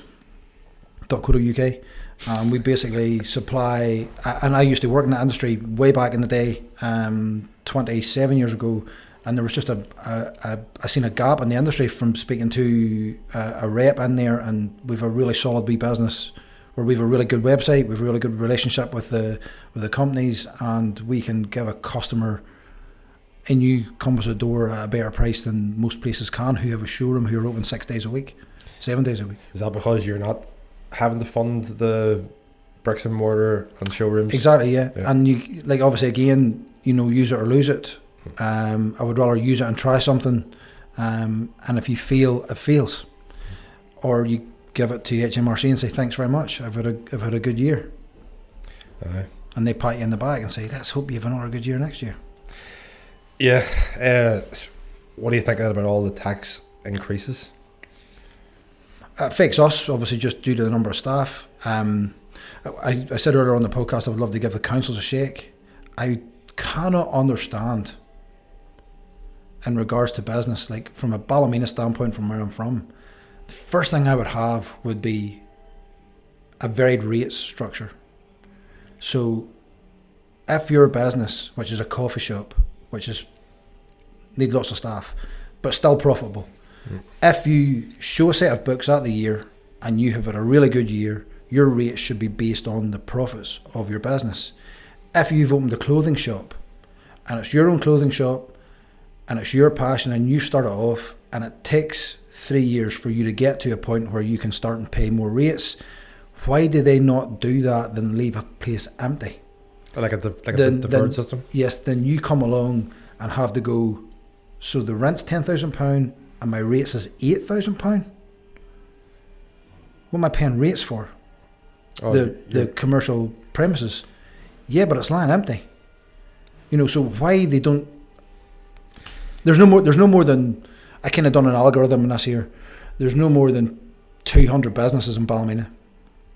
Town centre business, football businesses that are in commercial premises for football. Why is there not somebody in charge of that who goes, yeah, I can understand where your industry is and you're starting off. Okay, you've covered your own backside for the first year. Small rates fee. You've had a great second year, slightly larger rates fee. Let's work with you in a percentage value. Let's have a town booming. Let's have another 50 businesses in here. You know, yes, you have to pay your rents. There's no escaping that, because that's landlord owned. But for me as a company to try and make a town boom and to bring more people into a town and a footfall, that's the reason why I don't have a, like, we could have an NI supplements in every sort of major town, but we just don't get the chance to do so. No. Like, it's impossible by the time you pay staff, and then you've got 6 days a week, and then you've sickness, you need cover, you know, so it's a huge chance. There's a massive gaping hole in the whole Northern Ireland structure of business. There's no support whatsoever.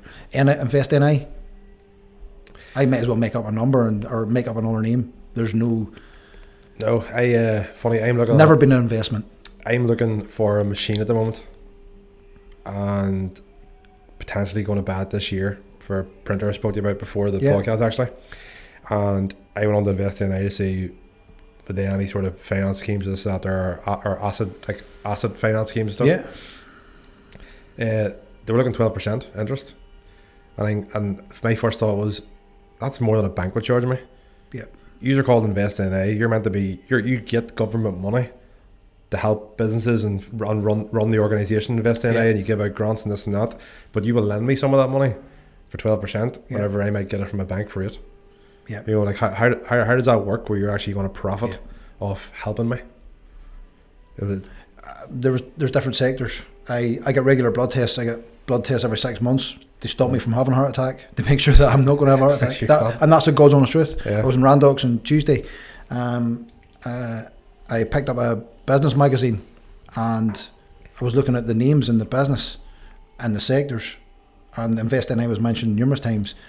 And if you're into a major technology partner, all that kind of stuff, but for the mere mortal like ourselves, how would we ever branch into a technology sector to receive a £300,000 grant for a machine or for something along those kind of lines? So, like, again, same thing too, but it's really hard these days. And maybe that's a deliberate thing. Maybe we need workers. Maybe there's a bigger agenda. Like if we could go down the COVID scenario and everything and all that kind of stuff. And I'm not massive into politics. I don't pretend to be the smartest guy in the room, even knowing business and councils and government organisations and how they run.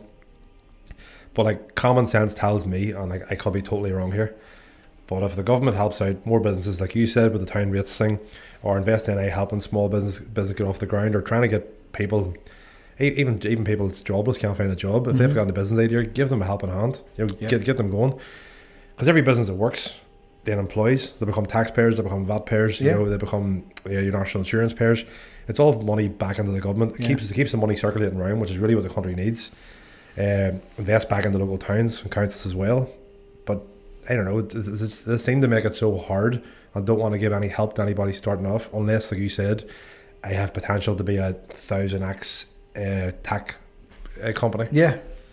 Like the side hustle thing, I do believe everybody should have a side hustle, whether it's a second job, whatever has to be done to get forward in life. And it's not always money gets you forward in life. I think you have to see now though, with everything becoming so expensive, I think you near enough have to, unless you're on a good salary. Like people working on minimum wage that are run the house, like because me and the girl is me and the woman saving for a house at the minute, and I just run the numbers based off a minimum wage salary. Yeah. And what a single person. So if you like, I don't think a single person on their own could run a house and also give themselves a life, you know, on a minimum wage salary. Yeah. And to me that's a scary number. You can go down the conspiracy theory. They are trying to keep people down and all this kind of stuff, and you'll own nothing and be happy. And we'll see how the future plays out. For me and my wife, when we went to buy our house, because we're both self-employed, we got a 75% mortgage, which meant our down payment was absolutely 25%. Mate, ridiculous. Like, so that has to come from somewhere, whether it's another loan. They never ask, so they to go and if you've proof of funds in your account, like if you go to the credit union, you borrow £25,000 at a rate that when it's that kind of number, that when you're paying it back, it's more than the mortgage. You can see why a lot of places and people do fail on mortgages when it comes to getting initial deposit down. It's really difficult. Really difficult. It's a massive barrier to entry, and especially like you say with them raising even the house prices going up, like your 10%. Like I always remember when we were sort of younger, like 10 grand got you a house, but now the average house is probably 160, 170, 180. Yeah, and 10% now is 18 grand. You know, the cost of entry is almost doubled, but the wages haven't doubled. Yeah, and then if you've bad credit, that 10% might be 15%, or like you said, yours is 25%. Yeah. Like me and the missus, we're both self-employed. Our plan is to buy next summer. Yeah. So in this summer coming, we're gonna go see a mortgage advisor a year out. Yeah. To get her to tell us. We'll both give her a year's books and be like, right, look at these, tell us where we need to be in a year's time. But it hadn't crossed my mind actually that I might get told that my deposit has to be 25%. Yeah, well, we were told at the time. Now we're 2.5 years into our new home. But again, like same thing. You talk about price increases. I looked at the price of a new Transit van, and it was £48,000 for Van. like a van, Yeah. like a 3-seater van. Nuts. Yeah. Like 40 odd grand for a van. Like Yeah, seems, but like at the same time, are they making money? As Ford publishing books that are making millions of pounds? Probably not at the minute in this industry. Like everything, again, I said certain type of person has the entrepreneurial mindset and the drive to do so, and God bless anybody that does and wants to give it a go. It's tough work. I think anybody should try it. I think everybody should at least experience it, because I think it does give you a lot more, even empathy towards business owners. Yeah. Like when you walk into the shop and, you know, like even going to the coffee shop and how you treat the person behind the counter. Like as a business owner, you kind of know they're only a staff member or it's their business, have started it. Yeah. And like you said, walking in the early days, someone would have asked you for a discount on a £100 order. Yeah. And you're thinking, well, that discount's my dinner tonight. Yeah. You know, I think everybody definitely should try it at least once. I 100%. The failure, I can't remember the exact statement, but failure definitely builds character, and you need doors closed to learn to overcome things. But there's a massive thing again in investing in yourself. Yeah. You've got to invest in yourself. You got to invest in, if you're going into a sales kind of technique, you got to invest and learn. And it's, I've never done it. Never done what? Never invested in a sales pitch, which probably held me back for years. I've never invested in sales talk. I've been around Phil Graham an awful lot recently. Yeah. I see his fitness business plan, and everything is like what you invest in. They give you, what he gave you is more than I ever expected anyone to do for like anybody in the fitness industry. Like I'm blown away, and they have years of expertise in sales and how you should approach clients, what your talk should be like to clients. You know, some of the things like I've never had that. I always had, the biggest thing I ever had was, yeah, look, that's £150. What are you saying? You know, like, what can you do without? Honestly, I would do without that. But this is between me and you. Please don't go back to your PT. And Peter said, you don't need that. They've gave you that for a reason, because they've got 12 weeks to get you in the best shape of your life, and they believe that's what's right. You're telling me you can't afford. There's what I would take off and start and strip first. But I would rather you spent £50 a month for 3 months than come in and spent £150 and went away and went, that's definitely not worth the squeeze. Yeah, recurring business is definitely where businesses succeed and fail. Yep. One-time sales are great, but if you're not getting recurring, like I know even for my own business, like some of my biggest customers are recurring business. Yeah. And even in general, the smallest, like I would say I have a lot of recurring customers. Yep. And they're what keeps the lights on. Like they're what pays my wage, and they're what pays my staff member. Yeah, if wage. you get the bonus is when a new customer comes in that they stay a returning customer. Yeah. And we market an awful lot to returning customers, and and customer retention.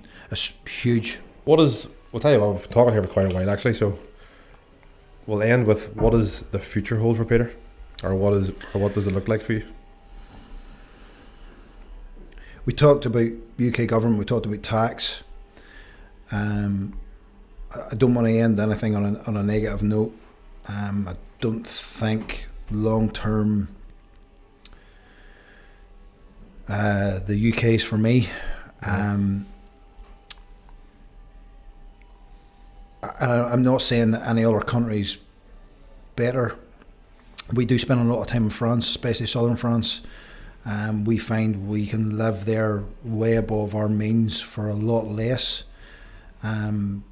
Because my wife is a female hormone coach and very much well-being and wellness and, you know, proper sleep routine, proper daylight hours, outside an awful lot, very, very focused on the kids. We've just found there would be a much better way of life for our own mood. And again, I love my mates. Oh my God, it would kill me to, like, I have a very rare relationship with every person that I've went to primary school with. I'm still best mates with. I would have a really close friend group of 30 plus people. Really? My wife can't understand this at all. Like, we meet every Tuesday night and play snooker, like, without fail. All my mates, and we're all the same age, 2 years older, 2 years younger. It's a really weird group. We've played football together, we've partied together, we've grew up together, our kids grew up together. It's a really weird... That's quite rare though, because I Really found rare. I found as I've got older, my friend group is narrow. Yeah. Still mates with a lot of people. Yeah. But in terms of like my day to day, Yeah, things happen that drive you... yeah, Things happen that drive you apart, and you put focus on all other things. You put focus on your family, you put focus on your partner, and you put focus on your business, and that's great. The reason we look at the UK is maybe not where we would want to finish. And again, not that any other country's better than the UK, because they've all got their downfalls, but we do quite like that away from the city type kind of life, the smaller village type kind of life. And because we can work remotely, again, it's the same thing. We just believe we can give our kids a better outdoor life experience, temperature, rain, sunshine, type kind of thing. The kids love skiing. French resorts we can do for a tenth of the price. You can do the Alps, the Pyrenees. I've learned that the hard way. So, and again, when it comes to tax implications, I can see why people are running to Dubai. I can see it, and I can see, obviously being around Phil Graham an awful lot and all the rest of it, and I will give him his props for what he does. He's the best in the world what he does, and a lot of his clients do head out to the likes of Dubai, which is a really expensive way of living. But if you're turning £10,000 per month and there's no tax, no income tax, and no corporation tax, no VAT. Mate, that's huge. That's life changing. That is life changing. If my business was based in Dubai and I was bringing home an extra £30,000 to £40,000 a year, that's life changing. That is life changing. Yeah, I think. And as a single person, I think I read that we're one of the highest tax countries in the world at the moment. We are, and it's getting worse. Since Keir Starmer's come in, there's been over 10,000 millionaires have left the UK, and I can see why people are doing that. I can see why they're doing it. I seen a couple of interviews with a few of them, and they were talking about, I've paid like X amount of tax throughout my entire life, and where's it went to? My kids can't get doctor's appointments. Yep. I'm driving down the road and there's potholes and it's cracking my rims or doing this. They had a long list of stuff, and they were like, I've paid my way, and the system's not there, the country's not there to support me. So I can fully see why they're leaving. And anybody working remotely who doesn't need to be here, for me it's a no-brainer if you're earning enough to live somewhere else. Even if you just go and get the experience of like traveling the world for a bit. Yeah. I definitely, if I had a remote business, that's what I'd be doing. Yeah. Like there's a huge correlation for me with sunlight and mood. Yeah. Like I can't explain it enough or validate how much it affects me. Well, it's a good goal for the future. You're talking there about freedom, sunshine, bringing your kids up somewhere where there's probably no environmental stress or environmental worries. Or the temptations. Yeah. So, and I'll say that there's nothing wrong with here, and there's nothing wrong with many other countries. I'm maybe trying to find something that's not there, but like where it finishes up is, I would like my generations to come behind me and possibly take over, and maybe everything will deviate from then. Well, I don't know. I don't know where any businesses will deviate to. I don't know.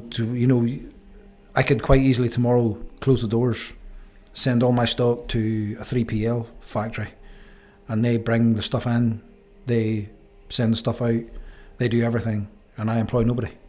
Yeah. It could be done tomorrow, and there's never an issue. There's never an email comes to me. They handle lost shipments. They handle returns. They do everything almost like an FBA Amazon, but for your own business, which would cost a lot more. But we give a lot more in terms of time and freedom. It would be huge. It would be massively unfair on my staff, and you would lose your personal touch. Yeah. Which has been hopefully a major factor in why we have done so well over the years. I definitely think it has. Like, even knowing you over these years, it's your personal touch for me that has kept me. People in buy contact with from you. people, and that's why I'm in yesterday doing adverts. And Right. I hate myself on adverts. I will hate myself watching this, and I will hate the sound of my voice. And I probably don't even speak the way I should be speaking. But like when we're doing them adverts yesterday, and they're a bit sales scripty. Yeah. My whole internal system's going, it's not you. This is not me. But for short clip Facebook ads that need to be sharp, and they need to address the needs of people and the wants of people, then there's certain script for that. No, well, even on the podcast today, I think you spoke very, very well. You've covered a lot of good topics. You give some great advice. Even hearing your story, stuff that I didn't know, has been very, very insightful. I think short script stuff, even I find harder sometimes because you're focused on every single word and you're trying not to mess something up. Yeah, and I'm going, I would never say that. Yeah, where something like this here, like you said, your first ever podcast, I think it's been a very, casual conversation. You've spoke a lot, came across very well. Look, if anybody gets anything from the podcast, it's, for me, it will be that anything's very possible, and it's going to be a long road unless you come in with major funds immediately, which is risk reward. I've always been very much on the graph of risk and reward, of keeping where nothing can close the business, but nothing will double the business growth overnight. Too good to be true type kind of scenario. So, and that takes time, and that takes money, and that takes commitment. And as I say, I've ended up here how, and where has the 15 years of my life gone? I think it also takes wisdom, because it's a very wise way to make a decision, because everybody's chasing that sort of rabbit in the headlights, the next big thing. I never grew up fast enough. No. That's my thing. I wish I had the maturity I now have. I've Max, and Max that works for me, he's 21. He's the maturity that I have. Yeah. He is. He will go far. At 21, me, I was going, how can I get off work next Monday? There's a big match on Sunday. Yeah. Terrible. No, I was definitely the same. But time does change us. Yeah, mate, look, we all grow up, and growing up's a good thing too. But no, Peter, thank you very much for coming on the podcast. Actually make it back on again at some point, because you have spoke very, very well. I'm sure there's probably a lot of other things we could have talked about. But for your first podcast, brilliant, pleasure to have you. And yes, for anybody watching, you can find Peter on nisupplements.com or blunutrition.com. .co.uk. Yeah, we changed that, yeah. And anything else you want to plug before we go? No, we're all good. We're all good. We're all good. It's adverts like Thank you. But yes, thank you for watching the first ever episode of Results Roundtable podcast. You please like and subscribe on YouTube or the podcast and apps. It'll help me have more of these magic moments with people like yourself, entrepreneurs doing great things. Thanks, buddy. So until next time, thank you.